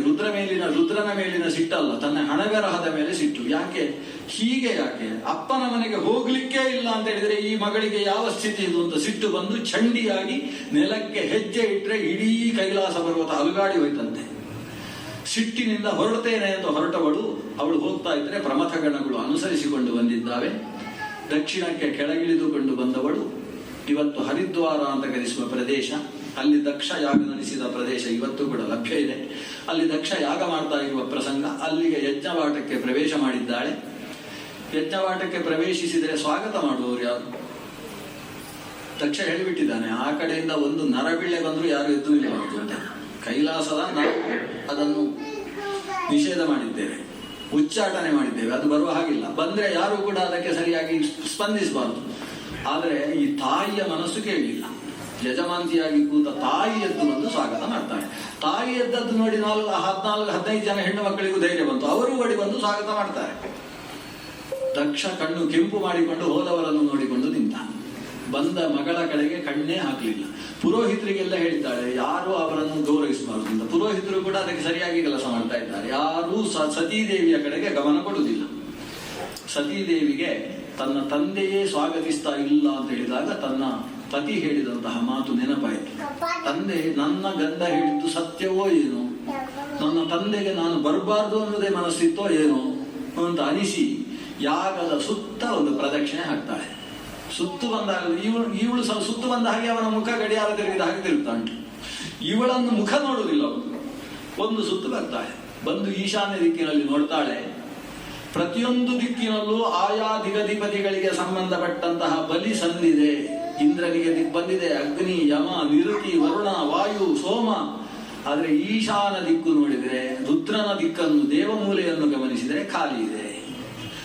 ಅರುದ್ರ ಭಾಗಂ ತಮವೇಕ್ಷ್ಯ ಚಾಧ್ವರಂ. ಯಾವಾಗ ಈ ಯಜ್ಞದಲ್ಲಿ ರುದ್ರ ಭಾಗ ಸಂದಿಲ್ಲ ಅನ್ನೋದಾಕೆ ಗಮನಕ್ಕೆ ಬಂತೋ ಆವಾಗ ಮತ್ತೊಮ್ಮೆ ತನ್ನ ಸಿಟ್ಟಿನ ಚಂಡೀ ರೂಪವನ್ನು ತಾನು ಪ್ರಕಟಪಡಿಸ್ತಾಳೆ. ಆಕೆ ಮೊದಲು ಅಪ್ಪನಿಗೆ ಉಪದೇಶ ಮಾಡುವುದಕ್ಕೆ ಶುರು ಮಾಡ್ತಾಳೆ. ಶಿವ ಅಂತ 2 ಅಕ್ಷರ ಇದೆ. 2 ಅಕ್ಷರವನ್ನು ಯಾರು ನಾಲಿಗೆಯಲ್ಲಿ ಉಚ್ಚರಿಸ್ತಾನೋ ಅವನ ಜನ್ಮ ಜನ್ಮಾಂತರದ ಪಾಪಗಳೆಲ್ಲ ನಾಶವಾಗ್ತವೆ. ತಥಾಪಿ ಭವ ತತ್ಪದಂ ಶಿವ ಶಿವೇತ್ಯದೋ ಜಲ್ಪತಾಂ ಅಕಿಂಚನ ನ ಕಿಂಚನ ವ್ರಜಿನಮಸ್ತ್ಯ ಭಸ್ಮೀಭವತ್. ಶಿವ ಅನ್ನುವ ಶಬ್ದವನ್ನು ಉಚ್ಚರಿಸಿದರೆ ನಾಶವಾಗದ ಪಾಪವೇ ಇಲ್ಲ. ಅಂತಹ ಪರಮ ಮಂಗಳಕರನಾದಂತಹ ಶಿವನನ್ನು ದ್ವೇಷಿಸಿ ಆಗ ಮಾಡ್ತಾ ಇದೆಯಲ್ಲ. ಆತ ಏನು ಅನಿಷ್ಟ ನಿನಗೆ ಮಾಡಿದ ಅಂತ ಹೇಳಿದ ಅವನನ್ನು ದ್ವೇಷಿಸಿದೆ. ಶಿವನನ್ನು ದ್ವೇಷಿಸು, ಆದರೆ ನಿನ್ನ ಮಗಳನ್ನು ಧಾರೆ ಎರೆದು ಕೊಟ್ಟಂತಹ ಅಳಿಯ ಅನ್ನುವ ಭಾವವೂ ನಿನಗೆ ಬೇಡವೆ. ಆದರೆ ಇವಳು ಏನು, ಇದು ನಾನು ಸ್ವಲ್ಪ ಹೇಳಿದ್ದು, ಇದು 1 ಗಂಟೆ ಉಂಟು ಅವಳು ಮಾತಾಡಿದ ವಿಷಯ. ಅಷ್ಟು ಮಾತಾಡಿದ್ರು ಇವನ ಕಣ್ಣಲ್ಲಿ, ಮುಖದಲ್ಲಿ ಒಂದು ಪ್ರಾಯಶ್ಚಿತ್ತ ಭಾವವಾಗಲಿ, ಗೌರವ ಭಾವವಾಗಲಿ, ಪ್ರೀತಿಯ ವಾತ್ಸಲ್ಯದ ಭಾವವಾಗಲಿ ಯಾವುದೂ ಇಲ್ಲ. ಸಿಟ್ಟು ಮಾತ್ರ ಇದೆ. ಇದನ್ನು ನೋಡಿ ಅವಳು ಸಿಟ್ಟು ಮಾಡಿಕೊಳ್ತಾಳೆ. ಅವಳು ಹೇಳ್ತಾಳೆ, ನಿನ್ನ ಮಗಳಾಗಿ ಹುಟ್ಟಿದ್ದು ನನ್ನ ಹಣೆ ಬರಹ, ಹುಟ್ಟಬಾರ್ದಿತ್ತು ನಿನಗೆ ಮಗಳಾಗಿ. ನಾನು ಪತಿಯ ಜೊತೆಗೆ ಸಂಸಾರ ಮಾಡ್ತಾ ಇದ್ದೇನೆ. ಪತಿಯೂ ನನ್ನನ್ನು ಅಷ್ಟು ಪ್ರೀತಿಸ್ತಾನೆ. ಯಾಕೆಂದ್ರೆ ಆತನ ವರ್ತಿನಿಯಾಗಿ ಜೊತೆಗೆ ಆತ ಇಷ್ಟಪಟ್ಟ ಹಾಗೆ ಆತನ ಜೀವನಕ್ಕೆ ನಾನು ಹೊಂದಿಸಿಕೊಂಡು ಅರ್ಥವಾಗಿ ನಾನು ಅರ್ಧಾಂಗಿಯಾಗಿ ಕೆಲಸ ನಡೆಸ್ತಾ ಇದ್ದೇನೆ. ಆದರೆ ನಮ್ಮ ಸಂಸಾರದಲ್ಲಿ ಒಂದೇ ಒಂದು ವಿರಸದ ಸ್ಥಿತಿ ಯಾವುದು ಗೊತ್ತೋ? ಆತ ನನ್ನನ್ನು ಪ್ರೀತಿಯಿಂದ ದಾಕ್ಷಾಯಿಣಿ ಅಂತ ಕರೀಲಿಕ್ಕೆ ಬಾಯಿ ತೆರೆದರೆ ದಾಕ್ಷ ಅಂತ 2 ಅಕ್ಷರ ಹೇಳಿದ ಕೂಡಲೇ ಈ ದಕ್ಷನ ನೆನಪಾಗಿ ಅಲ್ಲಿಯೇ ಹುಬ್ಬುಗಟ್ಟಿರ್ತಾನೆ. ಹಾಗಾದ್ರೆ ನಮ್ಮ ಜೀವನದಲ್ಲಿ ದೊಡ್ಡ ತೊಂದರೆಯಾದದ್ದೇ ನಿನ್ನ ಶರೀರದಿಂದ ಬಂದ ಶರೀರ ಇದು. ದಾಕ್ಷಾಯಿಣಿ ಆಗಿದ್ದೇನೆ ಅನ್ನುವುದೇ ನನ್ನ ಈ ಕರ್ಮ. ಈ ಶರೀರದಿಂದ ನಾನು ಮತ್ತೆ ನನ್ನ ಪತಿಯ ಹತ್ತಿರಕ್ಕೆ ಹೋಗುವುದಕ್ಕೆ ಸಿದ್ಧಳಿಲ್ಲ. ನಿನ್ನ ಮಗಳಾಗಿ ಆ ದೇವೋತ್ತಮನಾದ ಶಿವನ ಪತ್ನಿಯಾಗಿರುವುದು ಸರಿಯಲ್ಲ ಅನ್ನುವ ದೃಷ್ಟಿಯಿಂದ ನಾನು ಇಲ್ಲೇ ಈ ಶರೀರವನ್ನು ಮುಗಿಸಿಕೊಡಬೇಕು ಅಂತ ಹೇಳ್ತಾಳೆ. ಅದೇ ಈಶಾನ್ಯ ದಿಕ್ಕಿನಲ್ಲಿ ಉತ್ತರಕ್ಕೆ ಕೈಲಾಸಕ್ಕೆ ಮುಖ ಮಾಡಿಕೊಂಡು ಪದ್ಮಾಸನ ಹಾಕಿ ಕುಳಿತುಕೊಳ್ತಾಳೆ.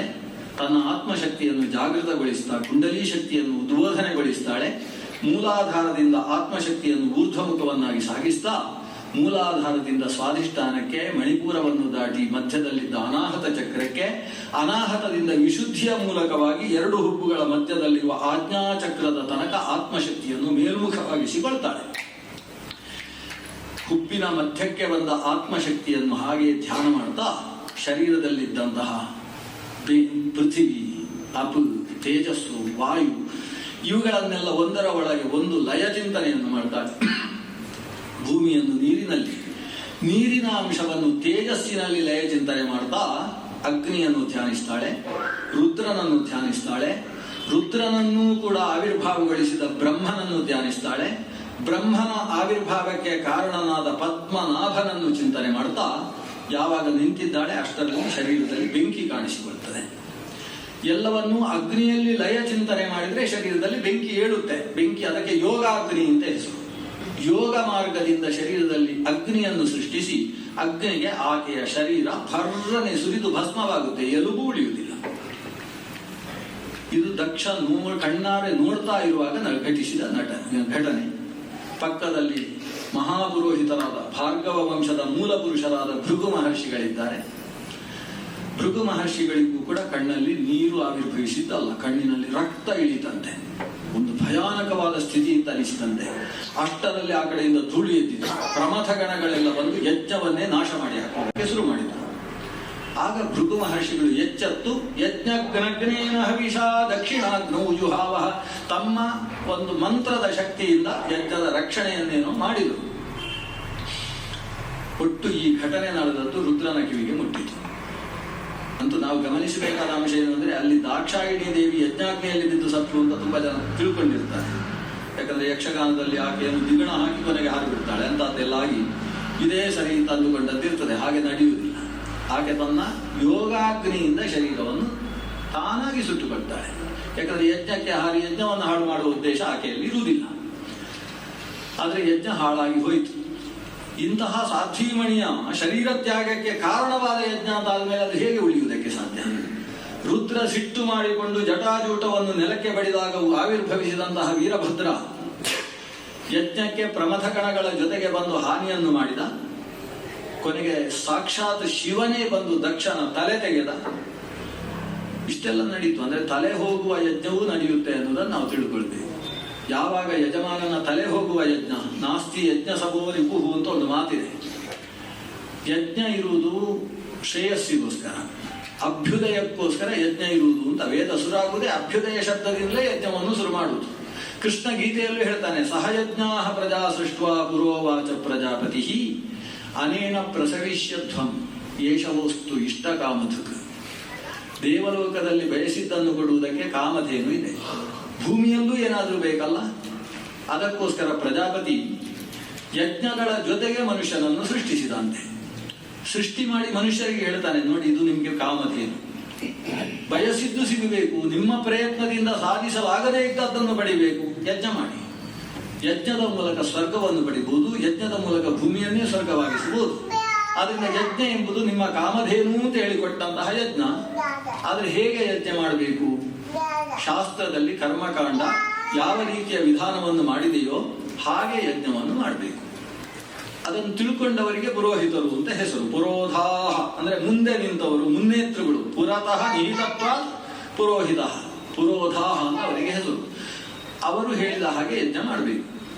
ಆದರೆ ಕೆಲವೊಂದು ಸಂದರ್ಭ ಏನಾಗ್ತದೆ, ಯಜಮಾನ ಹೇಳಿದ ಹಾಗೆ ಪುರೋಹಿತರು ಯಾಗ ಮಾಡುವ ಹಾಗೆ ಆಗ್ತದೆ. ಇದು ಸಮಸ್ಯೆ ಆಗುತ್ತೆ. ಯಜಮಾನರು ಹೇಳ್ತಾರೆ, ಬೆಳಗ್ಗೆ 7 ಆಫೀಸ್ ಇದೆ, ಪವಮಾನ ಹೋಮ ಮುಗಿಸಬೇಕು, ನಮ್ಮ ಮನೆಯವರು 6:30 ಒಳಗೆ ಹೇಳುವುದಿಲ್ಲ, ಇಷ್ಟೆಲ್ಲ ಹೇಳಿಯೇ ಯಾಗ ಶುರು ಮಾಡಿಸೋದು. ಪುರೋಹಿತರು ಪರವಾಗಿಲ್ಲ, ಮನೆಯಲ್ಲಿ ಅರ್ಥ ಮಾಡಿಕೊಂಡು ಅಲ್ಲಿ ಮುಗಿಸುವ ಅಂತ ಹೇಳಿ ಬಂದ್ರೆ, ಈ ಯಜಮಾನ ಹೇಳಿದ ಹಾಗೆ ಯಾಗ ಮಾಡುವುದು. ಇಲ್ಲಿ ಯಜಮಾನ ಹೇಳಿದ್ದೇನು? ರುದ್ರನಿಗೆ ಆಹುತಿ ಕೊಡಬಾರದು, ನಾವು ಹೇಳಿದ ಹಾಗೆ ಯಾಗ ನಡೀಬೇಕು. ಭೃಗು ವಸ್ತುತ ಹೇಳಿದ, ರುದ್ರನಿಗೆ ಆಹುತಿ ಇಲ್ಲದೆ ಯಾಗ ಪೂರ್ಣವಾಗುವುದಿಲ್ಲ, ರುದ್ರನಿಗೆ ಆಹುತಿ ಕೊಡಬೇಕು. ದಕ್ಷ ಹೇಳಿದ, ನಮ್ಮ ಮನೆಯ ಪೌರೋಹಿತ್ಯ, ನಾವು ಹೇಳಿದ ಹಾಗೆ ನಡಿಬೇಕು, ಅಲ್ಲಿ ರುದ್ರನಿಗೆ ಆಹುತಿ ಇಲ್ಲ. ಭೃಗು ಅಂತ ಹೇಳಿದ, ಅದಕ್ಕೆ ದಕ್ಷಿಣೆ 3 ಪಟ್ಟು ಅಂತ ಹೇಳಿದ. ಭೃಗು ಆಚಾರ ಆಗಬಹುದು ಅಂತ ಹೇಳಿದಂತೆ. ಹೀಗೆಲ್ಲ ಆಗಿ ಭೃಗು ಮಹರ್ಷಿ ಅಲ್ಲಿ ಇಂಥ. ಆಮೇಲೆ ಭೃಗುವಿನ ಶಿಷ್ಯ ಶುಕ್ರಾಚಾರ್ಯರು ಕೂಡ ಹಾಗೆ, ಅವರು ಭೃಗುವಿನ ಗೋತ್ರದಲ್ಲಿ ಬಂದವರು. ಅವರು ಅಸುರರ ಕಡೆಗೆ ಪೌರೋಹಿತರಾಗಿ ದಕ್ಷಿಣೆ, ಇದು ಕಾರಣ ಅಲ್ಲೇ. ಅದೇ ಕಾರಣದಿಂದ ಆ ಕಡೆ ಪೌರೋಹಿತ್ಯಕ್ಕೆ ಅವರು ಸೇರಿಕೊಳ್ತಾರೆ. ಆಮೇಲೆ ಒಂದು ಕಣ್ಣು ಹೋಗುತ್ತೆ, ಕಣ್ಣು ಹೋದ ಮೇಲೆ ಸ್ವಲ್ಪ ಏಕಾಕ್ಷಿ ಗ್ರಹ ಅಂತ ನವಗ್ರಹಗಳಲ್ಲಿ ಒಬ್ಬರಾಗಿ ಕೂತುಕೊಳ್ತಾರೆ ಶುಕ್ರಾಚಾರ್ಯರು. ಆ ಶುಕ್ರಾಚಾರ್ಯರ ಹಿರಿಯರಾದಂತಹ ಭೃಗು ಮಹರ್ಷಿಗಳು ಯಾಗವನ್ನು ಯಜಮಾನ ಹೇಳಿದ ಹಾಗೆ ನಡೆಸಿದ್ರು. ಅದರ ಪರಿಣಾಮ ಏನಾದದ್ದು ಅಂದ್ರೆ, ಭೃಗು ಮಹರ್ಷಿಗಳ ಜುಟ್ಟು ಮತ್ತು ಗಡ್ಡ ಹೋಗ್ತದೆ, ಅವರದ್ದು ತಲೆ ಹೋಗ್ತದೆ. ಅಂದ್ರೆ ಪುರೋಹಿತರಿಗೆ ಹೆಚ್ಚು ಬೆಟ್ಟಾಗುವುದಿಲ್ಲ. ಪುರೋಹಿತರದ್ದು ಒಂದು ಗಡ್ಡ ಹೋಯ್ತು, ಜುಟ್ಟು ಹೋಯ್ತು ಅಷ್ಟೇ. ಅವ ಬಂದು ಮಾಡಿದ್ದ ಹಾಗೆ. ಯಾಕಂದ್ರೆ ರುದ್ರನಿಗೆ ತಮಾಷೆ ಮಾಡ್ತಾ ಇದ್ರೆ ಇವರು ಗಡ್ಡವನ್ನು ಹೀಗೆ ಮಾಡ್ತಾ ಇದ್ರಂತೆ ಭೃಗು ಮಹರ್ಷಿಗಳು. ಅದಕ್ಕೋಸ್ಕರ ಗಡ್ಡವೇ ತೆಗೆದು ಹಾಕಿದ್ರು. ಇನ್ನೊಬ್ಬ ಹಲ್ಲು ಕಿರಿದು ನಕ್ಕಿದ್ದಂತೆ, ಅವನ 32 ಹಲ್ಲು ಕೂಡ ಗುದ್ದಿದಾಗ ನೆಲಕ್ಕೆ ಬಿದ್ದು ಹೋಯ್ತಂತೆ. ಇನ್ನೊಬ್ಬ ಚಪ್ಪಾಳೆ ತಟ್ಟಿದ್ದ, ಅವರ 2 ಕೈಗಳನ್ನು ಕಿತ್ತು ಆಕಾಶಕ್ಕೆ ಬಿಸಾಡಿದ್ದಾನೆ ವೀರಭದ್ರ. ಈಗ ಅವರವರು ರುದ್ರನಿಗೆ ಮಾಡಿದ ಅಪಚಾರಕ್ಕೆ ಅನುಗುಣವಾದ ಪೆಟ್ಟು ತಿಂದಿದ್ದಾರೆ. ಈತನ ತಲೆಯೇ ಹೋಯಿತು. ಕೊನೆಗೆ ರುದ್ರದೇವರು ಶಾಂತರಾಗಿದ್ದಾರೆ. ಏನು ಮಾಡುವುದು? ದಕ್ಷನಿಗೆ ತಲೆ ಬರಬೇಕಲ್ಲ. ಅಲ್ಲಿ ಯಜ್ಞಕ್ಕೆ ತಲೆ ಕೊಡ್ಲಿಕ್ಕೆ ಅಂತ ಒಂದು ಪಶು, ಆಡನ್ನು ಕಟ್ಟಿದ್ರು ಯಜ್ಞದಲ್ಲಿ ಬಲಿ ಕೊಡ್ಲಿಕ್ಕೆ ಅಂತ ಒಂದು ವ್ಯವಸ್ಥೆ. ಅದಕ್ಕೆ ಬೇಸರ, ಪಾಪ ಈ ಯಜಮಾನನೇ ತಲೆ ಕೊಟ್ಟ, ನನ್ನ ತಲೆ ಹಾಗೆ ಉಂಟಲ್ಲ ಅಂತ ಅದಕ್ಕೆ ಬೇಸರವಾಗಿತ್ತು. ಅದರ ತಲೆ ತೆಗೆದು ಇವರಿಗೆ ಇಡುವುದು ಅಂತ ಒಂದು ವ್ಯವಸ್ಥೆ ಆಯ್ತು.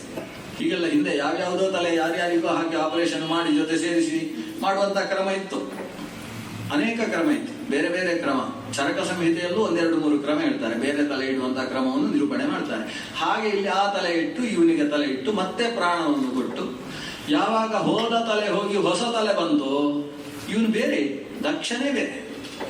ದಕ್ಷನಿಗೆ ಏನು ಶಿವಭಕ್ತಿ, ಬಾಯಿಯಲ್ಲಿ ಶಿವನ ಬಗ್ಗೆ ಬರ್ಲಿಕ್ಕೆ ಶುರು ಆಯ್ತು. ಚಮೆ ಚಮೆ ಆಡು ಹೇಳಿದ ಹಾಗೆ ಮೇ ಮೇ ಮೇ ಅಂತ ಹೇಳುವ ಶಬ್ದ ಬಂತು. ಚಮಕವನ್ನೇ ಉಚ್ಚರಿಸಿ ರುದ್ರನನ್ನು ಕೊಂದಾಡಿಬಿಟ್ಟ. ಅಂತೂ ರುದ್ರ ಇವನಿಂದ ಸ್ತೋತ್ರ ಮಾಡಲು ಪಡ್ತಾನೆ ಮಾವನಾದಂತಹ ದಕ್ಷ ಪ್ರಜಾಪತಿಯಿಂದ.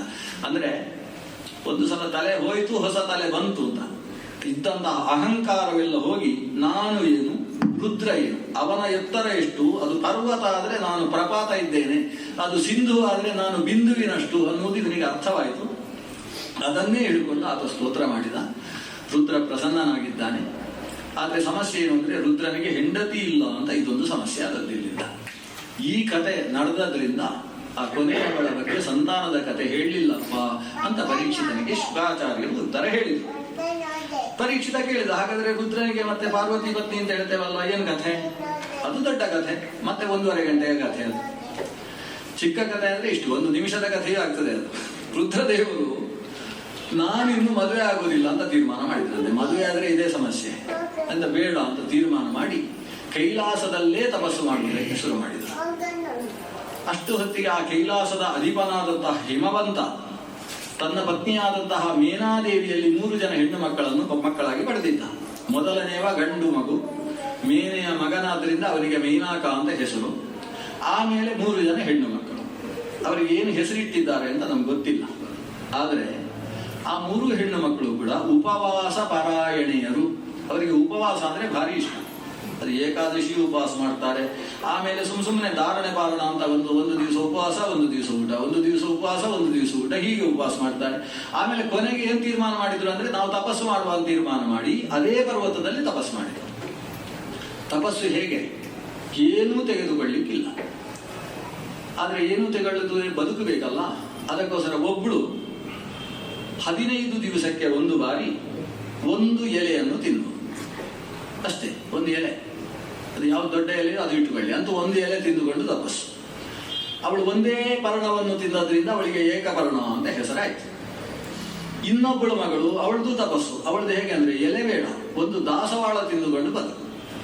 ಸಂಸ್ಕೃತದಲ್ಲಿ ಪಾಟಲ ಪುಷ್ಪ ಅಂತ ಕರೀತಾರೆ. 1 ಪಾಟಲವನ್ನು ತಿಂದುಕೊಂಡು ಇವಳ ತಪಸ್ಸು. ಅವಳಿಗೆ ಏಕಪಾಟಲ ಅಂತ ಹೆಸರಾಯಿತು. 3ನೇಯವಳದು ಇನ್ನಷ್ಟು ಅದ್ಭುತವಾದ ತಪಸ್ಸು. ಅವಳು ಎಲೆಯನ್ನೂ ತಿನ್ನದೇ ತಪಸ್ಸು. ಒಂದು ಬಾರಿ ತಾಯಿ ಮೇಲೆ ಬರ್ತಾಳೆ ಬುದ್ಧಿಯಲ್ಲಿ ಹಿಡ್ಕೊಂಡು, ಒಂದಿಷ್ಟಾದ್ರೂ ತಿಂದು ತಪಸ್ಸು ಮಾಡುವಂತ. ಇವಳು ಅಂತರ್ಮುಖಿಯಾಗಿ ಮಾಡ್ತಾ ಇದ್ದ ತಪಸ್ಸಿನಲ್ಲಿ ಹೊರಗೆ ಅಮ್ಮನನ್ನು ನೋಡಲಿಲ್ಲ. ಈ ತಾಯಿ ಮಗಳ ಹತ್ರ ಹೇಳ್ತಾಳೆ, ಮಗಳೇ ಬೇಡ. ಇದು ಹರಿವಂಶ ತುಂಬಾ ಚೆನ್ನಾಗಿ ಕಥೆಯನ್ನು ಹೇಳ್ತದೆ. ನಾವು ಕನ್ನಡದಲ್ಲಿ ಹೇಳ್ಬೇಕಾದ್ರೆ ಕಷ್ಟ. ಮಗಳೇ ಬೇಡ, ಇಷ್ಟು ದೊಡ್ಡದಾಗಿ ಹೇಳ್ಬೇಕು. ಸಂಸ್ಕೃತದಲ್ಲಿ ಹೂ ಮಾ ಮುಗಿತು. ಮಗಳೇ ಬೇಡ ಅಂತ ಅರ್ಥ. ಅದಕ್ಕೆ ಹೂ ಅಂದ್ರೆ ಮಗಳೇ, ಮಾ ಅಂದ್ರೆ ಬೇಡ ಅಂತ ಅರ್ಥ. ಹೂ ಮಾ ಅಂತ ಈ ತಾಯಿ ಉದ್ಗರಿಸಿದ್ರೆ ದೇವಲೋಕದಿಂದ ಉಮಾ ಉಮಾ ಉಮಾ ಅಂತ ಎಲ್ಲಾ ಕಡೆಯಲ್ಲೂ ಕೂಡ ಆ ಶಬ್ದ ಪ್ರತಿಧ್ವನಿಸಿದಂತೆ ಅವಳಿಗೆ ಒಂದು ಹೆಸರಾಗಿ ಹೋಯಿತು. ಅವಳು ಇಂಥ ಘೋರವಾದ ತಪಸ್ಸು ಮಾಡಿದವಳು ಅಂತ ಆಕೆ ಉಮೆ ಅಂತ ಕರೆಸಿಕೊಳ್ತಾಳೆ. ಅಷ್ಟರಲ್ಲಿ ಅವಳು 1 ಎಲೆ ತಿನ್ನಲಿಲ್ಲ ಅಲ್ವಾ. ಋಷಿಗಳೆಲ್ಲ ಬಂದು ಅವಳನ್ನು ಪರ್ಣವನ್ನೂ ತಿನ್ನದೇ ಇದ್ದವಳು ಇವಳು ಅಪರ್ಣ ಅಂತ ಅವಳನ್ನು ಕರೀತಾರೆ. ನ ವಿದ್ಯತೆ ಪರ್ಣಂ ಅಪಿ ಆಹಾರತ್ವೇನ ಯಸ್ಯಾಹ. ಅವಳು ಪರ್ಣವನ್ನು ಆಹಾರವಾಗಿ ತಗೊಳ್ಳಿಲ್ಲ ಅಲ್ವಾ, ಅದರಿಂದ ಅಪರ್ಣೆಯಾದಳು. ಆ ಗಿರಿಯ ಮಗಳಾದ್ರಿಂದ ಗಿರಿಜೆಯಾದಳು. ಪರ್ವತನ ಮಗಳಾದ್ರಿಂದ ಪಾರ್ವತಿಯಿಂದ ಕರೆಸಿಕೊಂಡು ಅಂಥ ತಪಸ್ಸು ಮಾಡಿದ ಅವಳು ಒಂದು ಹಂತದ ಸಿದ್ಧಿಯನ್ನು ಸಾಧಿಸಿದವಳು ಮನೆಗೆ ಬರ್ತಾಳೆ. ಮನೆಗೆ ಬಂದವಳು, ನಾನು ಮದುವೆ ಆಗುವುದಾದರೆ ರುದ್ರದೇವರನ್ನು ಅಂತ ಹೇಳ್ತಾಳೆ. ನಾನು ತಪಸ್ಸಿನಲ್ಲಿ ಕಂಡಿದ್ದೇನೆ, ನನ್ನ ಪತಿ ಅಂತ ನನಗೆ ಜನ್ಮಾಂತರದ ಚಿಂತನೆ ಬಂದಿದೆ, ನಾನು ಅವರನ್ನೇ ಮದುವೆಯಾಗುವುದು. ಹಿಮವಂತರಿಗೆ ಸಮಸ್ಯೆ ಆಯಿತು. ಅಲ್ಲ, ರುದ್ರದೇವ ಮದುವೆ ಆಗುವುದಿಲ್ಲ ಅಂತ ಅಂತರ್ಮುಖನಾಗಿ ಹೋಗಿದ್ದಾನೆ, ನೀನು ಹೋಗಿ ಹೋಗಿ ಬೇಡದೇ ಇದ್ದ ಕನಸು ಕಾಣ್ತಾ ಇದೆಯಲ್ಲ. ಅದಕ್ಕೆ ಇವಳು ಹೇಳ್ತಾಳೆ, ನಾನು ಅವರ ಸೇವೆ ಮಾಡ್ತಾ ಇರ್ತೇನೆ, ಅವರು ತಪಸ್ಸು ಮಾಡುವಲ್ಲಿ ಕರ್ಕೊಂಡು ಹೋಗಿ ಅವರ ಸೇವೆ ಮಾಡ್ತೇನೆ. ನನಗೆ ಪತಿಯಾಗಿ ಸಿಗಬೇಕು ಅಂತಿಲ್ಲ, ಪಾಲಕನಾಗಿ ಸಿಕ್ಕಿದ್ರು ಸರಿ, ನಾನು ಅಲ್ಲಿ ಸೇವೆ ಮಾಡ್ತೇನೆ. ಈ ಹಿಮವಂತ ಆಕೆಯನ್ನು ಕರ್ಕೊಂಡು ಹೋಗಿ ರುದ್ರದೇವರ ಮುಂದೆ ಹಿಡಿತಾನೆ. ಇವಳನ್ನು ನಿಮ್ಮ ಸೇವಕಿಯನ್ನಾಗಿ ಸ್ವೀಕರಿಸಬೇಕು. ರುದ್ರದೇವನ ಕಶಿಕಾಂತವಾಗಿ ನೋಡಿ ಸ್ವಲ್ಪ ಕಷ್ಟ ಅಂತ ಯೋಚಿಸ್ತಾನೆ. ಯಾಕಂದ್ರೆ ಅಂಥ ಸ್ವರೂಪಿಣಿಯಾದಂತಹ ಹೆಣ್ಣು ಆಕೆ.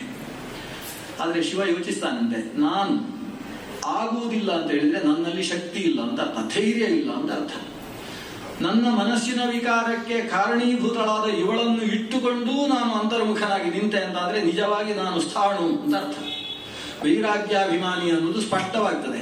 ಅದರಿಂದ ಇರಲಿ, ಅವರು ಸೇವೆ ಮಾಡಿ ಅವರಿಂದ ಏನಾದರೂ ಸಾಧನೆ ಆಗುವುದಾದ್ರೆ ಆಗಲಿ ಅಂತ ತನ್ನ ಸೇವೆಗೆ ಆಕೆಯನ್ನು ಸೇರಿಸಿಕೊಳ್ತಾಳೆ.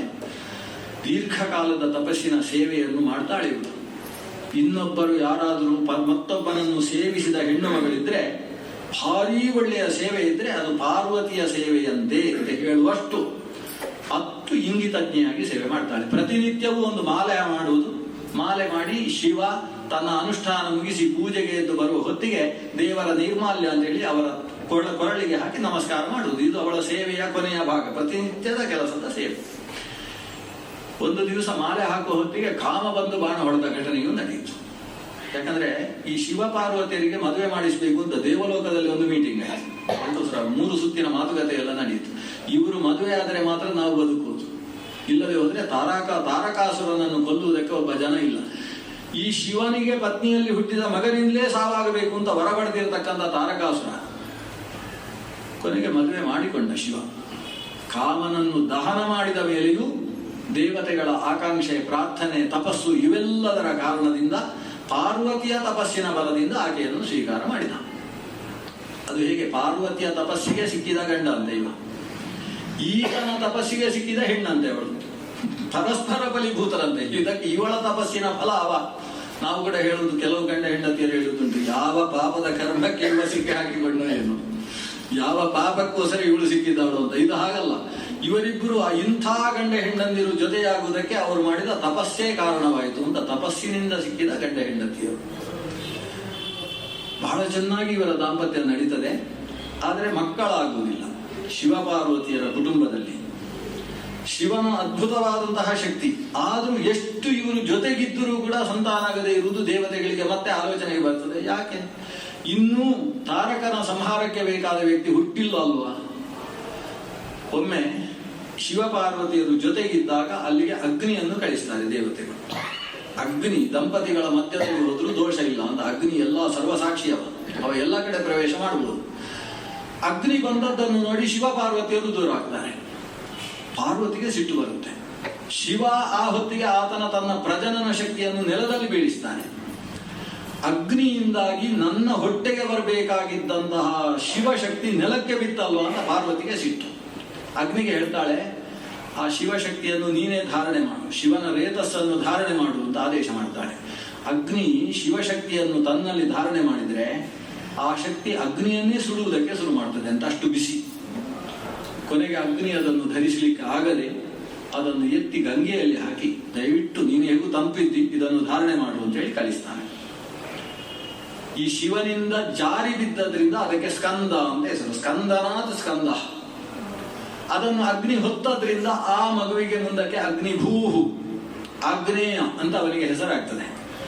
ಅದನ್ನು ಮತ್ತೆ ಗಂಗೆ ಧರಿಸಿದ್ರಿಂದ ಅದಕ್ಕೆ ಗಾಂಗೆಯ ಅಂತ ಹೆಸರಾಗುತ್ತೆ. ಆದರೆ ಗಂಗೆಯಲ್ಲೂ ಕೂಡ ಅದನ್ನು ಹೆಚ್ಚು ಹೊತ್ತು ಇಟ್ಟುಕೊಳ್ಳುವುದಕ್ಕೆ ಆಗುವುದಿಲ್ಲ.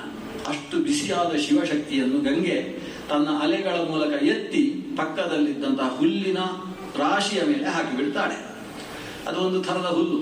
ಅದನ್ನು ಸಂಸ್ಕೃತದಲ್ಲಿ ಶರ ಅಂತ ಕರೀತಾರೆ. ಶರ ಅಂತ ಹೇಳುವ ಜಾತಿ, ಶರವನ.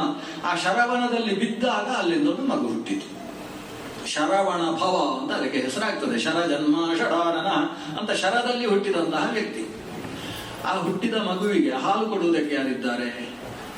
ಅಷ್ಟು ಹೊತ್ತಿಗೆ ಕೃತಿಕಾ ದೇವತೆಗಳು 6 ಜನ, ಷಷ್ಠೀದೇವಿಯರು ಅಂತ ಕರೀತಾರೆ. 6 ಜನ ಇದ್ದಾರೆ ಕೃತಿಕೆಯರು. ಆ ಕೃತಿಕೆಯರು ಈ ಮಗುವನ್ನು ನೋಡಿ ನಮ್ಮದೇ ಮಗು ಅಂತ ತಮ್ಮ ಎದೆಯಲ್ಲಿ ಹಾಲು ಸುರಿಸ್ತಾರೆ.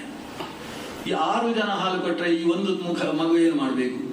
6 ಮುಖ ಮಾಡಿಕೊಂಡು ಹಾಲು ಕುಡಿದಂತೆ. 6 ಮುಖದಿಂದ ಹಾಲು ಕುಡಿದ್ರಿಂದ ಅದಕ್ಕೆ ಷಣ್ಮುಖ, ಷಡಾನನ ಅಂತ ಹೆಸರಾಯಿತು. ಹಾಲು ಕೊಟ್ಟವರು ಕೃತಿಕೆಯರಾದ್ರಿಂದ ಕೃತಿಕೆಯ ಮಗು ಅನ್ನುವ ಕಾರಣದಿಂದ ಕಾರ್ತಿಕೇಯ ಅಂತ ಆ ಮಗುವನ್ನು ಕರೀತಾರೆ. ಆ ಮಗುವನ್ನು ಆಟ ಆಡುವುದಕ್ಕೆ ಏನುಂಟು ಮಗುವಿಗೆ? ಒಬ್ಬರು ಬಂದು 4 ಕೋಳಿ ಕೊಟ್ಟು ಹೋದರು. ಕೋಳಿ ಹುಕ್ಕುಟಾಧಿಪ ಅಂತ ಅವನಿಗೆ ಬೇರೆ ಹೆಸರಾಯಿತು. ಇನ್ನೊಬ್ರು ನವಿಲು ತಂದು ಕೊಟ್ಟರು. ನವಿಲು ಮೇಲೆ ಕೂತುಕೊಂಡು ಓಡಾಡಿದ. ಕುಬೇರ ಬಂದು ಶಕ್ತಿಯಾಯುಧವನ್ನು ಕೊಟ್ಟ.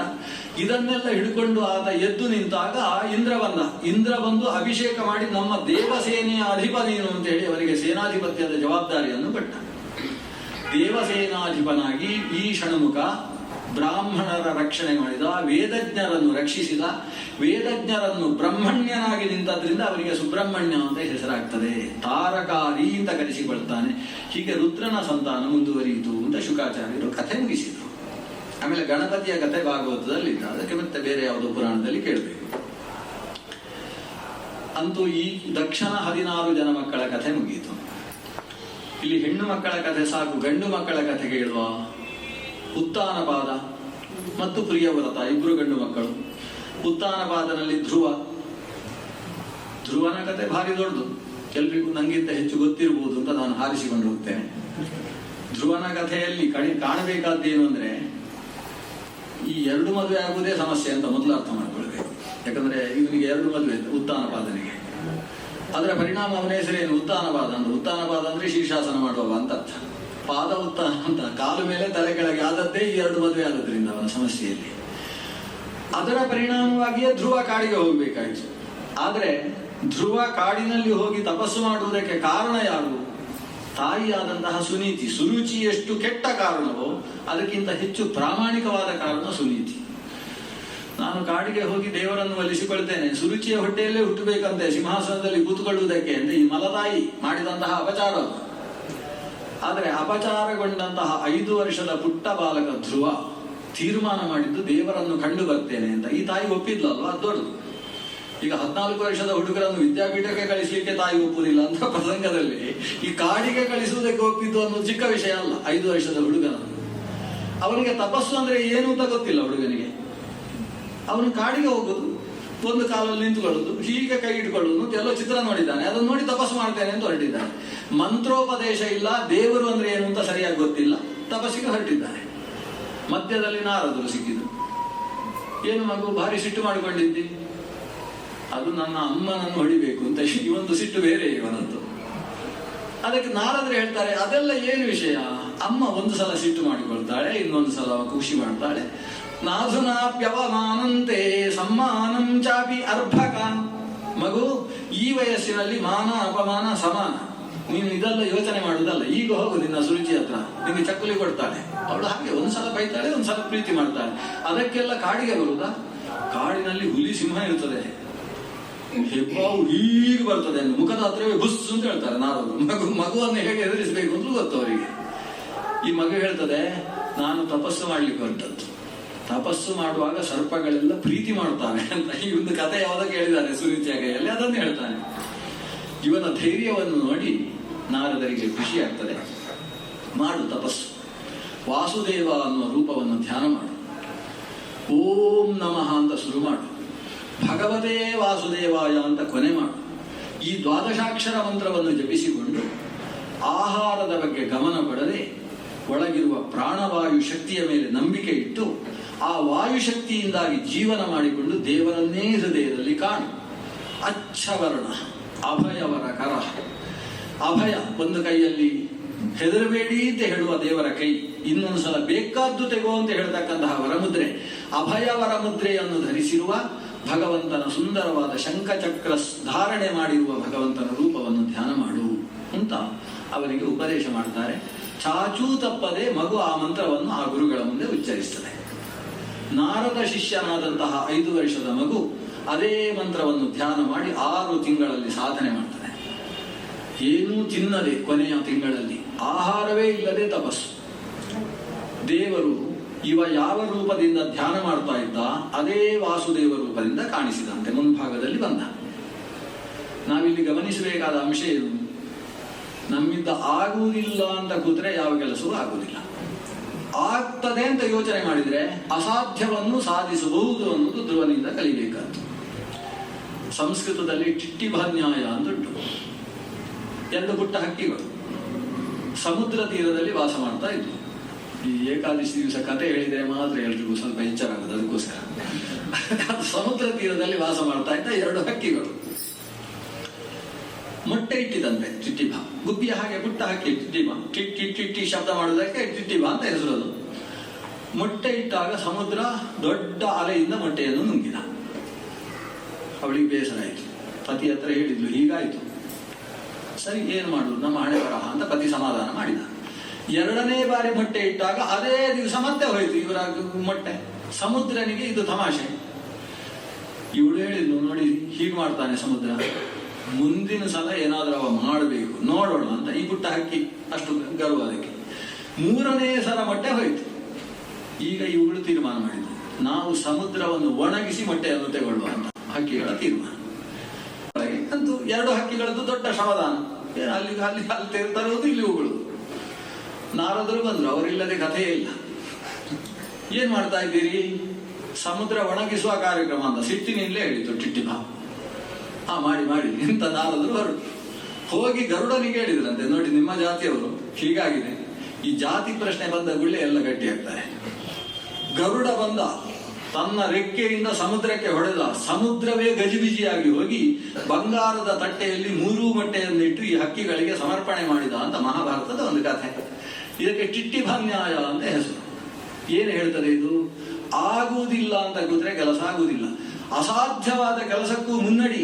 ಮಹಾತ್ಮ ಮಧ್ಯದಲ್ಲಿ ಲಬ್ಧನಾಗ್ತಾನೆ, ಕೆಲಸ ಮುಂದುವರಿತದೆ. ಇಲ್ಲಿ ಮಹಾತ್ಮನಾದ ಗರುಡ ಬಂದು ಟಿಟ್ಟಿಭಗಳಿಂದ ಅಸಾಧ್ಯವಾದ ಮೊಟ್ಟೆಯನ್ನು ಪಡೆಯುವ ಕೆಲಸ ಹೇಗೆ ನಡೆಯಿತು, ಹಾಗೆ ಪುಟ್ಟ ಮಗು ಧ್ರುವ ದೇವರನ್ನು ಪ್ರತ್ಯಕ್ಷೀಕರಿಸಿಕೊಳ್ಳುವುದಕ್ಕೆ ಸಾಧ್ಯ ಇಲ್ಲ ಅಂತ ಕೂತಿದ್ರೆ ಆಗ್ತಿರ್ಲಿಲ್ಲ. ಹೊರಟ ನಾರದರಂತಹ ಮಹತ್ತರ ಉಪದೇಶ ಲಭ್ಯವಾಯಿತು. ದೇವರನ್ನು ಸಾಕ್ಷಾತ್ಕರಿಸಿಕೊಂಡ. ದೇವರು ಮುಂದೆ ನಿಂತಿದ್ದಾರೆ. ಧ್ರುವ ಒಳಗಿಂದ ವಾಸುದೇವ ಧ್ಯಾನದಲ್ಲಿ ಕುಳಿತಿದ್ದಾನೆ. ದೇವರಿಗೆ ಭಜಿತಿ. ಇವನು ಕಣ್ಣು ಬಿಡ್ತಾ ಇಲ್ಲ. ತೋರೋಣ ಅಂತ ತೋರಿ ನಿಂತರು ಇವ ಕಣ್ಣು ಬಿಡ್ತಾ ಇಲ್ಲ. ಕೊನೆಗೆ ಒಳಗೆ ಕಾಣ್ತಾ ಇದ್ದ ರೂಪವನ್ನು ದೇವರು ಅಪ್ರತ್ಯಕ್ಷವಾಗಿಸಿದ. ಇವ ಹೆದರಿಕೊಂಡು ಕಣ್ಣು ತೆಗೆದ. ಅಷ್ಟು ಸುಂದರವಾದ ರೂಪ ಹೋಯ್ತಲ್ವಾ ಅಂತ ನೋಡಿದರೆ ಎದುರುಗಡೆ ದೇವರು ಕಾಣಿಸಿದ. ಆ ದೇವರನ್ನು ಕಂಡಾಗ ಸಹಸ್ರ ಸೂರ್ಯರು ಒಳಗೆ ಕುಕ್ಕುತ್ತಾ ಇದ್ದಾರೋ ಅನ್ನುವ ತೇಜಸ್ಸು ಅದು. ಇವನಿಗೆ ಏನು ಮಾತಾಡಬೇಕು ಅಂತ ಗೊತ್ತಾಗ್ತಾ ಇಲ್ಲ. ಮಾತೇ ಬರಲಿಲ್ಲ. ದೇವರು ತನ್ನ ಶಂಖದಿಂದ ಅವನ ಕೆನ್ನೆಯನ್ನು ಸವರಿದ್ರೆ, ಯೋಂತಃ ಪ್ರವಿಶ್ಯ ಮಮ ವಾಚಮಿಮಾಂ ಪ್ರಸುಪ್ತಾಂ ಸಂಜೀವಯತ್ಯಖಿಲ ಶಕ್ತಿಧರ ಸ್ವಧಾಮ್ನಾ ಅನ್ಯಾನುಶ್ಚ ಹಸ್ತಚರಣ ಶ್ರವಣ ತ್ವಗಾದೀನ್ ಪ್ರಾಣಾನ್ ನಮೋ ಭಗವತೆ ಪುರುಷಾಯ ತಸ್ಮೈ. ನಮೋ ಭಗವತೆ. ಅವನು ಯಾವ ಮಂತ್ರ ಜಪ ಮಾಡ್ತಾ ಇದ್ದ? ನಮೋ ಭಗವತೆ ವಾಸುದೇವಾಯ. ಅಂತಹ ಪರಮ ಪುರುಷನಿಗೆ ನಮಸ್ಕಾರ ಅಂತ ಸ್ತೋತ್ರ ಮಾಡ್ತಾನೆ. ನೀನು ಪ್ರವೇಶ ಮಾಡಿದರೆ ಬಾಯಿಯಲ್ಲಿ ಮಾತು ಬರುತ್ತೆ ಸ್ವಾಮಿ. ನೀನು ಒಳಗೆ ನಿಂತರೆ ನನ್ನ ಇಂದ್ರಿಯಗಳೆಲ್ಲ ಕೆಲಸ ಮಾಡ್ತಾವೆ. ಒಳಗೆ ನಿಂತು ಸರ್ವ ಪ್ರೇರಕನಾದ ನಿನಗೆ ನನ್ನ ನಮಸ್ಕಾರ. ಅವ ಹೇಳ್ತಾನೆ, ವರ ಕೇಳು ಅಂತ.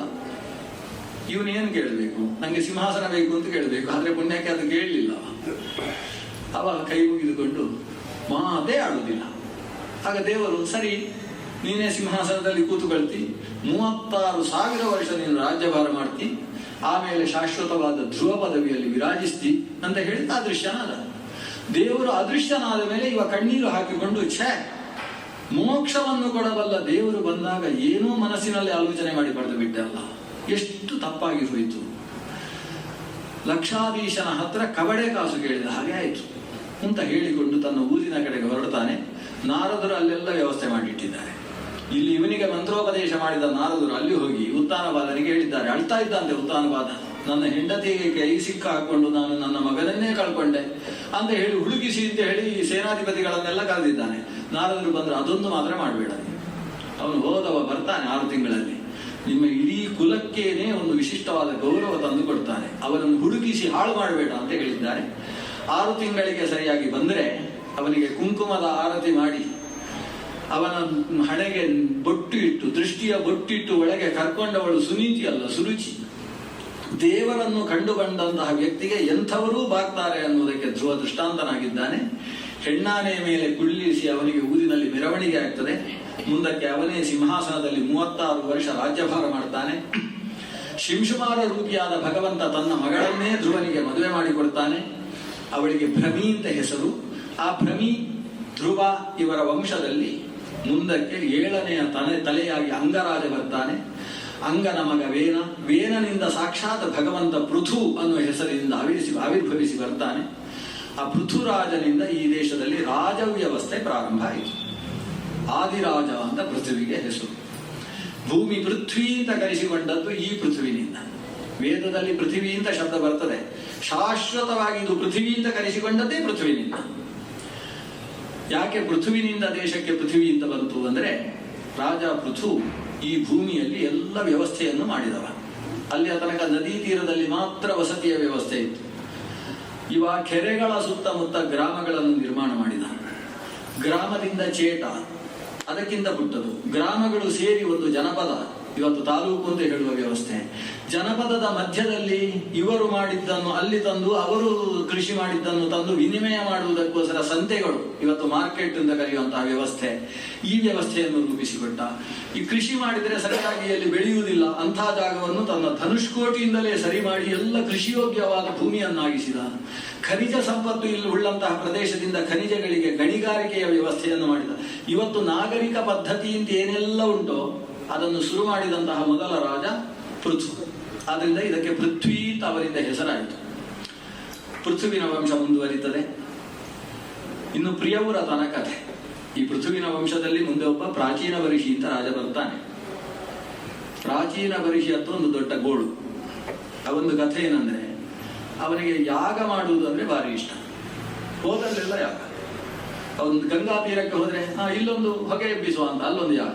ಅವ್ರು ಹೋದಲ್ಲೆಲ್ಲ ಯಾಗ ಮಾಡದೆ ಹೋದ್ರೆ ಅವನಿಗೆ ಜೀವನವೇ ಇಲ್ಲ ಅನ್ನುವಷ್ಟು ಒಂದು ಸ್ಥಿತಿ. ಆದ್ರೆ ಹೇಗೆ ಯಾಗ ಆಗಬೇಕು ಅಂದ್ರೆ, ಯಾಗಕ್ಕೆ ಬಲಿ ಕೊಡಬೇಕು. ಬಲಿ ಕೊಟ್ಟ ಮೇಲೆ ಅದರ ಪ್ರಸಾದ ಅಂತೇಳಿ ಸ್ವಲ್ಪ ಮಾಂಸ ಎಲ್ಲ ತಗೊಳ್ಬೇಕು. ಇದು ಅವನಿಗೆ ಯಾಗ ಅಷ್ಟಿಷ್ಟ. ಯಾಕೆಂದ್ರೆ ಕೊನೆಗೆ ಪ್ರಸಾದ ಸಿಗ್ತದೆ ಅಂತ. ಕೆಲವರು ಸತ್ಯನಾರಾಯಣ ಪೂಜೆ ಹುಣ್ಣಿಮೆಗೆ ಮಾಡಿಸುವುದು, ಸಪಾದಕ್ಕೋಸ್ಕರ ಮಾಡಿಸುವರು ಇರ್ತಾರೆ. ಅದು ಕಥೆಯಲ್ಲೇ ಹೇಳಿದ್ದಾರೆ, ಸಪಾದ ಬಿಡಬಾರ್ದಂತೆ, ಅದಕ್ಕೆ ಸಪಾದ ಅಂತ ಯಾಗ ಪೂಜೆ ಮಾಡಿಸುವುದು. ಪೂಜೆ ಮಾಡಿದ ಮೇಲೆ ಪ್ರಸಾದ ಸ್ವೀಕಾರ ಮಾಡಬೇಕು ಹೊರತು ಪ್ರಸಾದಕ್ಕೋಸ್ಕರವೇ ಪೂಜೆ ಮಾಡಬಾರ್ದಲ್ಲ. ಇವನ ಯಾಗ ಪಶು ಬಲಿಗೋಸ್ಕರ ಯಾಗ. ಒಂದು ಸಂದರ್ಭದಲ್ಲಿ ಏನಾಯ್ತು, ನಾರದರು ಬಂದರು. ನಾರದರ ಹತ್ರ ಇವ ಕೇಳ್ತಾನೆ, ಹೇಗೆ ನಮ್ಮ ಹೆಸರು ದೇವಲೋಕದಲ್ಲೆಲ್ಲ ಹೇಗುಂಟು? ಯಾಕಂದ್ರೆ ದೇವತೆಗಳಿಗೆ ಪ್ರತಿ ದಿವಸ ಆಹುತಿ ಕೊಡ್ತಾ ಇದ್ದೇವೆ ನಾವು. ಯಾಗ ಮಾಡದೇ ಇದ್ದ ನದಿಯೇ ಇಲ್ಲ. ಎಲ್ಲಾ ಕಡೆಯಲ್ಲೂ ಪೂರ್ವಕ್ಕೆ ದರ್ಬೆ ಹಾಸುವುದು, ಕೂತುಕೊಳ್ಳುವುದು. ಪ್ರಾಚೀನ ಬರಿಹಿಂತಲೇ ನಮಗೆ ಹೆಸರಾಗಿದೆ. ಇಷ್ಟೆಲ್ಲ ಯಾಗ ಮಾಡಿದ್ದೇವೆ, ದೇವತೆಗಳೆಲ್ಲ ಹೇಗೆ ನನ್ನ ಬಗ್ಗೆ ಮಾತಾಡಿಕೊಳ್ತಾರಾ? ನಾರದರಿಗೆ ಗೊತ್ತಾಯ್ತು ಇವತ್ತು ಯಾಗದ್ದು ಹುಮ್ಮಸ್ಸು ಜಾಸ್ತಿ ಆಯ್ತು, ಸ್ವಲ್ಪ ಇಳಿಸಬೇಕು ಅಂತ. ನಾರದರು ಹೇಳ್ತಾರೆ, ಸ್ವಲ್ಪ ತಲೆ ಎತ್ತಿ ನೋಡು. ಇವ ನೋಡಿದ್ರೆ ಪಿಶಾಚಿಗಳು ಕಾಣಿಸ್ತವಂತೆ. ಇವನು ಯಾವ ಪಶುಗಳನ್ನು ಬಲಿ ಕೊಟ್ಟಿದ್ದಾನೆ ಆ ಪಶುಗಳು ಕೆಟ್ಟ ಮುಖ ಮಾಡಿಕೊಂಡು, ಬಾ ನಿನ್ನನ್ನು ಕತ್ತರಿಸ್ತೇವೆ, ನನ್ನನ್ನು ಕತ್ತರಿಸಿ ಯಾಗ ಮಾಡಿದ್ಯಾ, ನನ್ನ ಮಾಂಸ ತಿಂದಿದ್ದಿ. ಮಾಂಸ ಅನ್ನೋ ಶಬ್ದಕ್ಕೆ ಅರ್ಥ ಏನು? ಮಾಂಸ, ನನ್ನನ್ನು ಅವನು, ಇದು ಮಾಂಸ ಶಬ್ದದ ಅರ್ಥ. ನನ್ನನ್ನು ಸಹ ಅವ ಅಂದ್ರೆ ಇವತ್ತು ಅವನನ್ನು ಕತ್ತರಿಸಿ ತಿಂದ್ರೆ ಅದರ ಕರ್ಮದ ಫಲ ಏನು ಅಂದ್ರೆ, ನಾಳೆ ಅವನಿಗೆ ತಿನ್ನುವ ಪ್ರಾಣಿಯಾಗಿ ನಾನು ಹುಟ್ಟಿ ನನ್ನನ್ನು ಕತ್ತರಿಸಿ ಅವ ತಿಂತಾನೆ ಅಂತ. ಇದು ಕರ್ಮದ ಸ್ಥಿತಿ. ಆದ್ರಿಂದ ನಿನ್ನನ್ನು ಕತ್ತರಿಸಬೇಕಾಗಿದೆ, ಯಾವಾಗ ಹೊರಟು ಬರ್ತೀವಿ ಅಂತ ಅವರು ಕೂಗಿ ಕರೀತಾ ಇದ್ದಾರೆ. ಇದನ್ನು ಪ್ರಾಚೀನ ಬರಿಹಿ ನೋಡಿ ಹೌಹಾರಿ ಹೋಗ್ತಾರೆ. ಅಲ್ಲ, ನಾನು ಪಶುಗಳನ್ನು ಬಲಿ ಕೊಟ್ರೆ ಅದು ನೇರ ಸ್ವರ್ಗಕ್ಕೆ ಹೋಗ್ತದೆ ಅಂತ ಅನ್ಕೊಂಡಿದ್ದೇನೆ. ನೋಡಿದ್ರೆ ಪಿಶಾಚಿಗಳಾಗಿ ಹೋಗಿದ್ದಾವೆ, ನನ್ನನ್ನು ಕತ್ತರಿಸುವುದಕ್ಕೆ ಹಾತೊರಿತಾ ಇದ್ದಾವೆ. ನಾರದರೆ ಶಿಷ್ಯಸ್ತೇಹಂ ಶಾಧಿಮಾಂತಾಂ ಪ್ರಪನ್ನ. ನಂಗೆ ಯಾಕೋ ಕರ್ಮದ ಮರ್ಮ ಅರ್ಥ ಆಗ್ತಾ ಇಲ್ಲ, ತಾವು ಬಿಡಿಸಿ ಹೇಳಬೇಕು. ಏನಿದು ಕರ್ಮ ಅಂದ್ರೆ? ನಾರದರು ಕಥೆ ಶುರು ಮಾಡ್ತಾರೆ. ಒಗಟು ಇವನಿಗೆ ಮೊದಲೇ ತಲೆಬಿಸಿ, ಇನ್ನಷ್ಟು ತಲೆಬಿಸಿ ಮಾಡಿ ಹಾಕ್ತಾರೆ. ನಾನು ನಿಮ್ಗೆ ಒಗಟ್ಟು ಹೇಳಿಬಿಡ್ತೇನೆ, ಅರ್ಥ ನೀವು ಆಮೇಲೆ ಪುಸ್ತಕದಲ್ಲಿ ರಾತ್ರಿ ಎಲ್ಲ ಆಲೋಚನೆ ಮಾಡಿ ಮಾಡ್ಕೊಳ್ಬಹುದು. ಅವ್ರು ಹೇಳುವ ಒಗಟ್ಟು ಇಷ್ಟು: ಒಬ್ಬ ರಾಜ ಇದ್ದ, ಅವನಿಗೆ ರಾಜ್ಯ ಇರಲಿಲ್ಲ. ಕಥೆ ಹೀಗೆ ಶುರು ಆಗ್ತದೆ. ಆಸೀತ್ ಪುರಂಜನೋ ರಾಜ. ಅವ ಒಬ್ಬ ರಾಜ, ಪುರಂಜನ ಅಂತ ಅವನಿಗೆ ಹೆಸರು. ಅವನಿಗೆ ರಾಜ್ಯ ಇರಲಿಲ್ಲ. ರಾಜ್ಯ ಹುಡುಕಿಕೊಂಡು ಹೋದ. ಒಂದು ಊರು ಇಷ್ಟವಾಯಿತು. ಅದರಲ್ಲಿ ಮುಂಭಾಗದಲ್ಲಿ ನೋಡಿದ. ಮುಂಭಾಗದಲ್ಲಿ ಸುಂದರವಾದ 2 ಬಾಗಿಲುಗಳು. ಅದರ ಪಕ್ಕದಲ್ಲಿ ಹೋದ್ರೆ ಇನ್ನೆರಡು ಬಾಗಿಲುಗಳು. ಸ್ವಲ್ಪ ಕೆಳಗೆ ಹೋದ್ರೆ ಇನ್ನೊಂದು ಬಾಗಿಲು. ಹೀಗೆ ಪೂರ್ವ ದಿಕ್ಕಿನಲ್ಲೇ 5 ಬಾಗಿಲುಳ್ಳಂತಹ ಒಂದು ಸುಂದರವಾದ ಒಂದು ಕೋಟೆ, ಒಂದು ದೊಡ್ಡ ಭವನ. ಎಡಭಾಗದಲ್ಲಿ ನೋಡಿದ್ರೆ ಅಲ್ಲೊಂದು ಬಾಗಿಲು, ಬಲಭಾಗದಲ್ಲಿ ನೋಡಿದ್ರೆ ಅಲ್ಲೊಂದು ಬಾಗಿಲು. ಒಟ್ಟು 7 ಬಾಗಿಲುಗಳು ಕಾಣಿಸಿದವು. ಒಳಗೆ ನುಗ್ಗಿದ. ಒಳಗೆ ನೋಡಿದ್ರೆ ಹಿಂಭಾಗದಲ್ಲಿ ಮತ್ತೆ 2 ಬಾಗಿಲು. ಒಟ್ಟು 9 ಬಾಗಿಲು ಉಳ್ಳಂತಹ ಸುಂದರವಾದ ಗೃಹ. ಅದರ ಒಳಗೆ ಬಂದು ನೋಡಿದ್ರೆ ಮಧ್ಯದಲ್ಲಿ ಒಂದು ಸರ್ಪ ಇದೆ. ಆ ಸರ್ಪ 5 ತಲೆಯ ಸರ್ಪ ಮುಸುಗುಡ್ತಾ ಇದೆ. ಸರ್ಪದ ಬುಡದಲ್ಲಿ ನೋಡ್ತಾನೆ ಒಂದು ಸುಂದರವಾದ ಯುವತಿ. ಅವಳನ್ನು ನೋಡಿದ ಕೂಡಲೇ ಇವನಿಗೆ ಮದುವೆ ಆಗಬೇಕು ಅಂತ ಅನಿಸಿಬಿಟ್ಟಿದೆ. ಅವಳ ಸುತ್ತ ನೋಡಿದ್ರೆ 10 ಜನ ಸೇವಕಿಯರು. 10 ಜನ ಸೇವಕಿಯರಿಗೆ 100 ಜನ ಸೇವಕಿಯರು. ಆ ಸೇವಕಿಯರೇ ರಾಣಿಯರು. ಆ ರಾಣಿಯರಿಗೆ 100 ಜನ ಆ ರಾಣಿಯರು ಇವನಿಗೆ ದಾಸಿಯರು, ಇವಳಿಗೆ ದಾಸಿಯರು. ಅಂತಹ ಒಬ್ಬಳು ಸುಂದರಿಯಾದಂತಹ ಕನ್ನಿಕೆ. ಅವಳ ಹತ್ರ ಮಾತಾಡ್ತಾನೆ ಇವ, ಸ್ವಲ್ಪ ನನ್ನ ಭವನ ಎಲ್ಲ ನೋಡಿ ನಿಮ್ಗೆ ಇಷ್ಟ ಆದ್ರೆ ನನ್ನನ್ನು ಮದುವೆ ಆಗ್ಬೋದು ಅಂತ ಅವಳು ಕೂಡ ಹೇಳಿದ್ಲು. ನಾನು ಕೂಡ ವೃಷಭ ಮಿಚ್ಛತಿ, ನಾನು ಕೂಡ ಗಂಡು ಹುಡುಕ್ತಾ ಇದ್ದೇನೆ, ನಿಮಗೆ ನನ್ನ ಮನೆ ಇಷ್ಟ ಆದ್ರೆ ನೀವು ನನ್ನನ್ನು ಮದುವೆ ಆಗ್ಬೋದು. ಅವಳು ಒಪ್ಪಿಗೆ ಕೊಟ್ಟಿದ್ದಾಳೆ.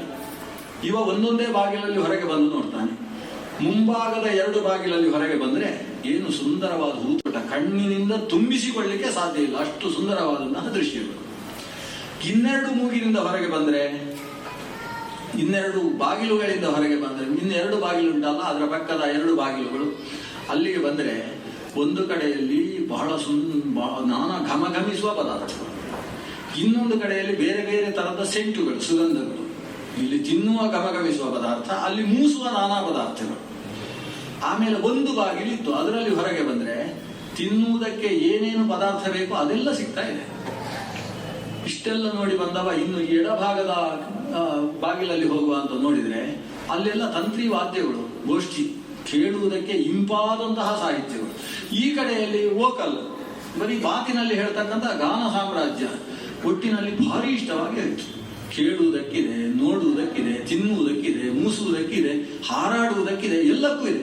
ಹಿಂದಿನ ಬಾಗಿಲಿಗೆ ನೋಡಿದ್ರೆ ಅಲ್ಲಿ ಕಾರ್ಪೊರೇಷನ್ ಗಾಡಿಗಳೆಲ್ಲ ಬಂದು ನಿಂತಿದ್ದಾರೆ. ಇಲ್ಲೆಲ್ಲ ತಿಂದು ಉಂಡು ಹಾಳಾದದ್ದೆಲ್ಲ ಹಾಕುವುದಕ್ಕೆ ಇರತಕ್ಕಂಥ 2 ಬಾಗಿಲು.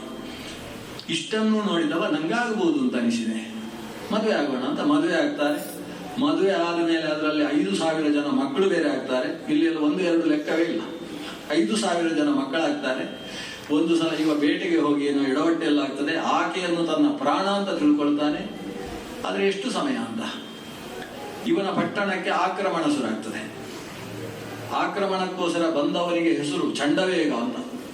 ಅವನ ಸೇನಾಧಿಪತಿ ಪ್ರಜ್ವಾರ, ಅವನ ಜೊತೆಗೆ ಬಂದವಳೊಬ್ಬಳು ದುರ್ಭಗೆ, ಇವರೆಲ್ಲ ಸೇರಿ ಈ ಪಟ್ಟಣವನ್ನೇ ಸುಡುವುದಕ್ಕೆ ಶುರು ಮಾಡಿಬಿಡ್ತಾರೆ. ಆ ಬಂದವನಲ್ಲಿ 360 ಸೇವಕರು, 360 ಸೇನಾನಿ ಸ್ತ್ರೀಯರಿದ್ದಾರಂತೆ. ಕಪ್ಪು ಮತ್ತು ಬಿಳಿಯ 2 ಸೇನೆ. ಆ ಕಪ್ಪು ಬಿಳಿ ಸೇನೆ 2 ಸೇರಿ ಇವನನ್ನು ಆಕ್ರಮಿಸ್ತದೆ. ಕೊನೆಗೆ ನಾನಿಂದು ಉಳಿಯುವುದಿಲ್ಲ ಅಂತ ಅನಿಸ್ತದೆ. ಇಡೀ ಪಟ್ಟಣಕ್ಕೆ ಬೆಂಕಿ ಬಿದ್ದು ಉರಿಯುವುದಕ್ಕೆ ಪ್ರಾರಂಭ ಆಗ್ತದೆ. ಆವಾಗ ಇವನಿಗೆ ನನ್ನ ಹೆಂಡತಿಗೆ ಯಾರು ಗತಿ ಅಂತ ಯೋಚನೆ ಮಾಡಿಕೊಂಡು ಸತ್ತ. ಹೆಂಡತಿಯನ್ನೇ ಆಲೋಚನೆ ಮಾಡಿಕೊಂಡು ಸತ್ತದ್ರಿಂದ ಅವನು ಮುಂದಿನ ಜನ್ಮದಲ್ಲಿ ಒಂದು ಹೆಣ್ಣಾಗಿ ಹುಡ್ತಾನೆ. ಮಕರಧ್ವಜನ ಪತ್ನಿ ಆಗ್ತಾನೆ. ಕಾಡಿಗೆ ಹೋಗಿ ಇಬ್ಬರು ವಾನಪ್ರಸ್ಥ ಮಾಡ್ತಾರೆ.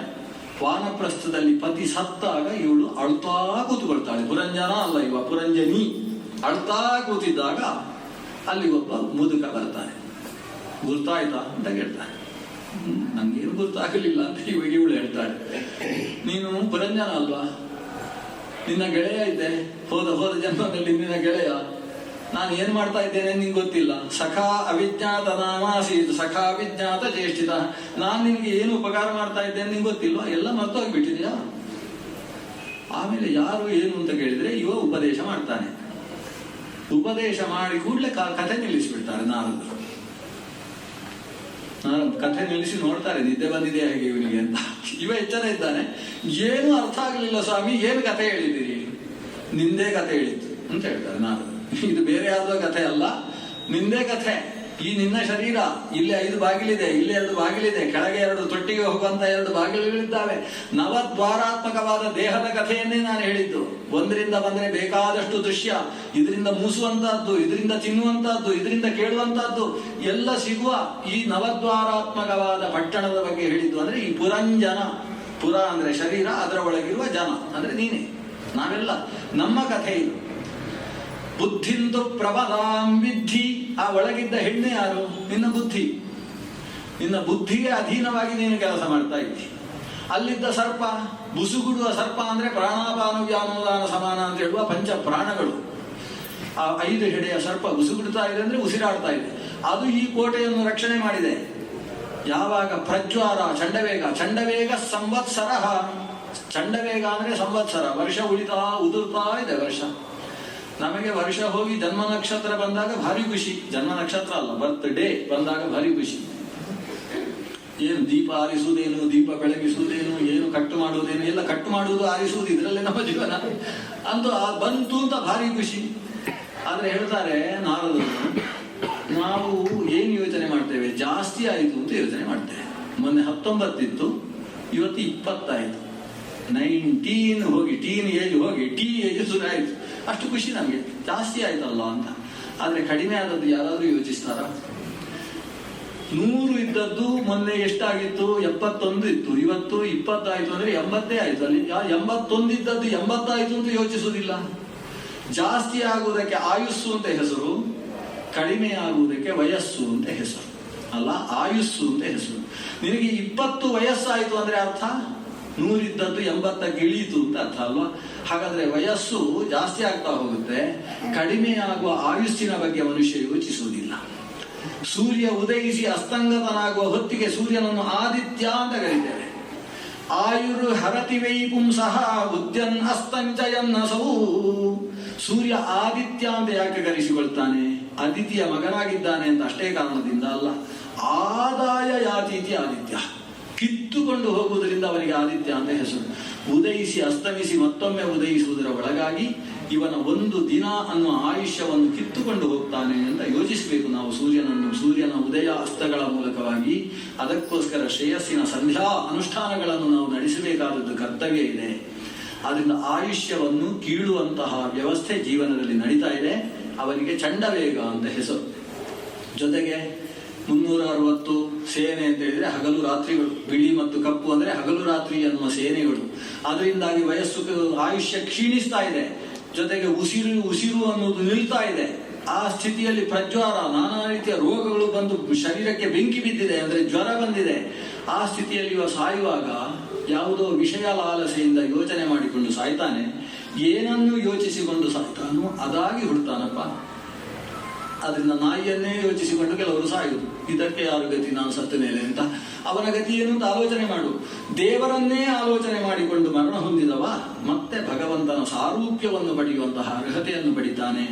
ಆದ್ರಿಂದ ನೀನು ಯಜ್ಞದಲ್ಲಿ ಪಶುಗಳ ಮಾಂಸಕ್ಕೋಸ್ಕರ ಯಾಗ ಮಾಡಿದಿ. ತತ್ಕರ್ಮ ಹರಿತೋಷಂಯತ್ ಸಾವಿದ್ಯಾ ತನ್ಮತಿರ್ಯಯ. ಕರ್ಮ ಅಂತ ಆಗಬೇಕಾದ್ರೆ ದೇವ ಪ್ರೀತಿಕರವಾಗಬೇಕು. ಭಗವಂತನ ಪ್ರೀತಿಯನ್ನು ಸಾಧಿಸದೇ ಇದ್ದ ಯಾವ ಕರ್ಮವೂ ಕೂಡ ಸತ್ಕರ್ಮ ಅಂತ ಅನಿಸಿಕೊಳ್ಳುವುದಿಲ್ಲಪ್ಪ. ನೀನು ಕೇವಲ ನಿನ್ನ ಕೀರ್ತಿಗೋಸ್ಕರ, ದೇವತೆಗಳು ಚಪ್ಪಾಳೆ ತಡ್ತಾ ಇದ್ದಾರೋ ಅಂತ ಕೇಳುವುದಕ್ಕೋಸ್ಕರ, ಲೋಕದ ಜನ ಏನು ಆಡಿಕೊಳ್ತಾರೆ ಅನ್ನುವ ಪ್ರೀತಿಯಿಂದ ಅಷ್ಟೇ ಅಲ್ಲದೆ ಆ ಕೊನೆಗೆ ಸಿಗುವ ಪ್ರಸಾದದ ಕಾರಣದಿಂದ ಯಾಗ ಮಾಡಿದೆಯಲ್ಲ, ಇದು ಶ್ರೇಯಸ್ಕರ ಅಲ್ಲ. ಇನ್ನು ಮುಂದೆ ಆದರೂ ದೇವರ ಪ್ರೀತಿಗೋಸ್ಕರ ಕೆಲಸ ಮಾಡು. ಯಾವ ಜ್ಞಾನದಿಂದ ಮೋಕ್ಷ ಸಿಗ್ತದೋ ಅದಕ್ಕೆ ಜ್ಞಾನ ಅಂತ ಹೆಸರು. ಅಂತಹ ಜ್ಞಾನವನ್ನು ಸಂಪಾದನೆ ಮಾಡು ಅಂತ ನಾರದರು ಉಪದೇಶ ಮಾಡಿದರು ಅನ್ನೋದು ಪುರಂಜನನ ಉಪಾಖ್ಯಾನ. ಇನ್ನು 1-2 ನಿಮಿಷದಲ್ಲಿ ಮುಗಿಸುವ. ನರಸಿಂಹದೇವರು ಏಕಾದಶಿ ಆವಿರ್ಭವಿಸುವುದಿಲ್ಲ ಅಂತ ತೀರ್ಮಾನ ಮಾಡಿದ್ದಾರೆ. ಏಕಾದಶಿ ಆವಿರ್ಭವಿಸಿದ್ರೆ ಸ್ವೀಟ್ ಹಾಕ್ಲಿಕ್ಕೆ ಆಗುವುದಿಲ್ಲ ವಾದಿರಾಜರಿಗೆ. ಅದಕ್ಕೋಸ್ಕರ ನರಸಿಂಹನ ಅವತಾರ ನಾಳೆ ಆಗುವುದು. ಮುಂದಕ್ಕೆ ವೃಷಭದೇವನ ಕಥೆ, ಪಂಚಮ ಸ್ಕಂಧ. ಭಾಗವತದ ಒಂದು ಕಬ್ಬಿಣದ ಕಡಲೆ ಅಂತ ಇರತಕ್ಕಂಥ ಭಾಗವತ. ಪಂಚಮ ಸ್ಕಂದ ಗದ್ಯ ಸ್ವರೂಪದಲ್ಲಿರತಕ್ಕಂಥದ್ದು. ಶ್ರೀಮನ್ ಮಧ್ವಾಚಾರ್ಯರಿಗೆ ಭಾರೀ ಪ್ರೀತಿಯ ಭಾಗ. ಅಲ್ಲಿ ಋಷಭ ಅನ್ನುವ ಭಗವಂತನ ಅವತಾರ, ಅವನು ಉಪದೇಶ ಮಾಡಿದ ಕ್ರಮ. ಕರ್ನಾಟಕಕ್ಕೆ ಬಂದಂತಹ ದೇವರದು. ಕರ್ನಾಟಕದ ಕಡೆಗೆ ಕರ್ನಾಟಕಾದೀನ್ ಸಂಚರನ್ ಅಂತ ಅವನು ಇಲ್ಲೆಲ್ಲ ಸಂಚಾರ ಮಾಡಿಕೊಂಡು, ಭಾಗವತದಲ್ಲಿ ಕರ್ನಾಟಕ ಅನ್ನೋ ಶಬ್ದ ಬಂದ ಸ್ಕಂದ ಇದು. ಅಂದ್ರೆ ದೇವರಾಜ ಅರಸರು ಕರ್ನಾಟಕ ಹೆಸರು ಕೊಟ್ಟದ್ದಲ್ಲ, ಭಾಗವತ ಕೊಟ್ಟ ಹೆಸರು. ಈ ದೇಶಕ್ಕೆ ಕರ್ನಾಟಕ ಅಂತ ಹೆಸರು. ಈ ದೇಶದಲ್ಲಿ ಓಡಾಡಿದಂತಹ ರೂಪ ಜೈನ ಮತದ ಪ್ರವರ್ತನೆಗೂ ಕಾರಣವಾಗಿರತಕ್ಕಂತಹ ಭಗವಂತನ ಋಷಭದೇವ ಅನ್ನುವ ಸ್ವರೂಪ. ಋಷಭನ ಮಗ ಭರತ, ಅವನಿಂದ ಈ ದೇಶ ಭಾರತ ಅಂತ ಹೆಸರಾಯಿತು. ಯಂ ಆರಭ್ಯ ಅಂಜನಾಭಂ ನಾಮ ಇಮಂ ವರ್ಷಂ ಭಾರತಮಿತಿ ವ್ಯಪದಿಶಂತಿ. ಅಂತಹ ಭರತ ರಾಜ, ಅವ ಜಡಭರತ ಅಂತ ಕರೆಸಿಕೊಂಡಂತಹ ಭರತ ರಾಜ, ಅವನಿಂದ ಬಂದ ಅದ್ಭುತವಾದ ಉಪದೇಶಗಳು. ಇನ್ನೊಬ್ಬ ಭರತ ಮುಂದೆ ಆಳುವ ಹೆಸರಾದದ್ದು ಋಷಭದೇವನ ಮಗನಾದ ಕೃತಯುಗದ ರಾಜನಾದಂತಹ ಭರತ ಮಹಾಚಕ್ರವರ್ತಿಯ ಮೂಲಕವಾಗಿ. ಭರತನ ಮಕ್ಕಳು ಅನೇಕ, ಒಟ್ಟು 22 ಮಕ್ಕಳ ಹೆಸರನ್ನು ಉಲ್ಲೇಖ ಮಾಡಿದ್ದಾರೆ. ಅಲ್ಲಿಂದ 6ನೆಯ ಸ್ಕಂಧದಲ್ಲಿ ಮುಂದಿನ ಮನ್ವಂತರಗಳು, ಅಂದ್ರೆ ವೈವಸ್ವತ ಮನ್ವಂತರದ ತನಕದ ಗಜೇಂದ್ರ ಭರತನಾದಂತಹ ಭಗವತ್ ಸ್ವರೂಪವನ್ನು ಹೇಳ್ತಕ್ಕಂತಹ ಕಥೆ ಶುರುವಾಗ್ತದೆ. ಆಮೇಲೆ 7ನೆಯ ಸ್ಕಂದದಲ್ಲಿ ನರಸಿಂಹರೂಪಿಯಾದ ಭಗವಂತನ ಆವಿರ್ಭಾವ, ಆ ವರಾಹ ನರಸಿಂಹರ ಆವಿರ್ಭಾವದ ಕಥೆಯನ್ನು ನಾಳೆ ನಾವು ಅನುಸಂಧಾನ ಮಾಡೋಣ. ಶ್ರೀಕೃಷ್ಣಾರ್ಪಣಮಸ್ತು. ಏಕಾದಶಿಯ ಹರಿದಿವಸದಲ್ಲಿ ಶ್ರವಣ ಮಾಡಿದ ಸರ್ವರಿಗೂ, ಯಾಕಂದ್ರೆ ಇವತ್ತು ಕೇಳುವುದು ಕಷ್ಟ, ಕೇಳುವುದಾದ್ರೂ ನಾವು ಹೇಳಲಿಕ್ಕೆ ಕೂತ ಮೇಲೆ ಎಲ್ಲಿರ್ತೇವೆ ಅಂತ ಗೊತ್ತಾಗುದಿಲ್ಲ. ಆದ್ರೆ ಕೇಳುವವರಿಗಂತೂ ಇಲ್ಲಿದ್ದೇವೆ ಅಂತ ಗೊತ್ತಿರ್ತದಲ್ವ, ಅದು ಕೇಳುವುದು ತುಂಬಾ ಕಷ್ಟ. ಅವತ್ತು ಶ್ರವಣ ಮಾಡಿದ್ದಕ್ಕೆ 100 ಪಟ್ಟು ಫಲ ಅಂತೆ. ಹರಿವಾಸರದ ದಿನದಿ ಶ್ರವಣವ ಮಾಡಿರುವಂತ ದಾಸರು ಹೇಳ್ತಾರಲ್ಲ, ಬೇರೆ ದಿವಸ ದೇವರ ಕಥೆ ಕೇಳಿದ್ರೆ ಕೇಳಿದ್ರೆ ಒಂದೇ ಫಲ, ಆದ್ರೆ ಹರಿವಾಸರದಲ್ಲಿ ಶ್ರವಣ ಮಾಡಿದ್ರೆ ಅದಕ್ಕೆ 1ಕ್ಕೆ 100 ಫಲ ಅಂತೆ. ಅದಕ್ಕೋಸ್ಕರ 5 ನಿಮಿಷ ಜಾಸ್ತಿ ಹೇಳಿದ್ದೇನೆ. ಭಗವತ್ ಪ್ರೀತಿ ಉಂಟಾಗಲಿ. ಶ್ರೀಕೃಷ್ಣ.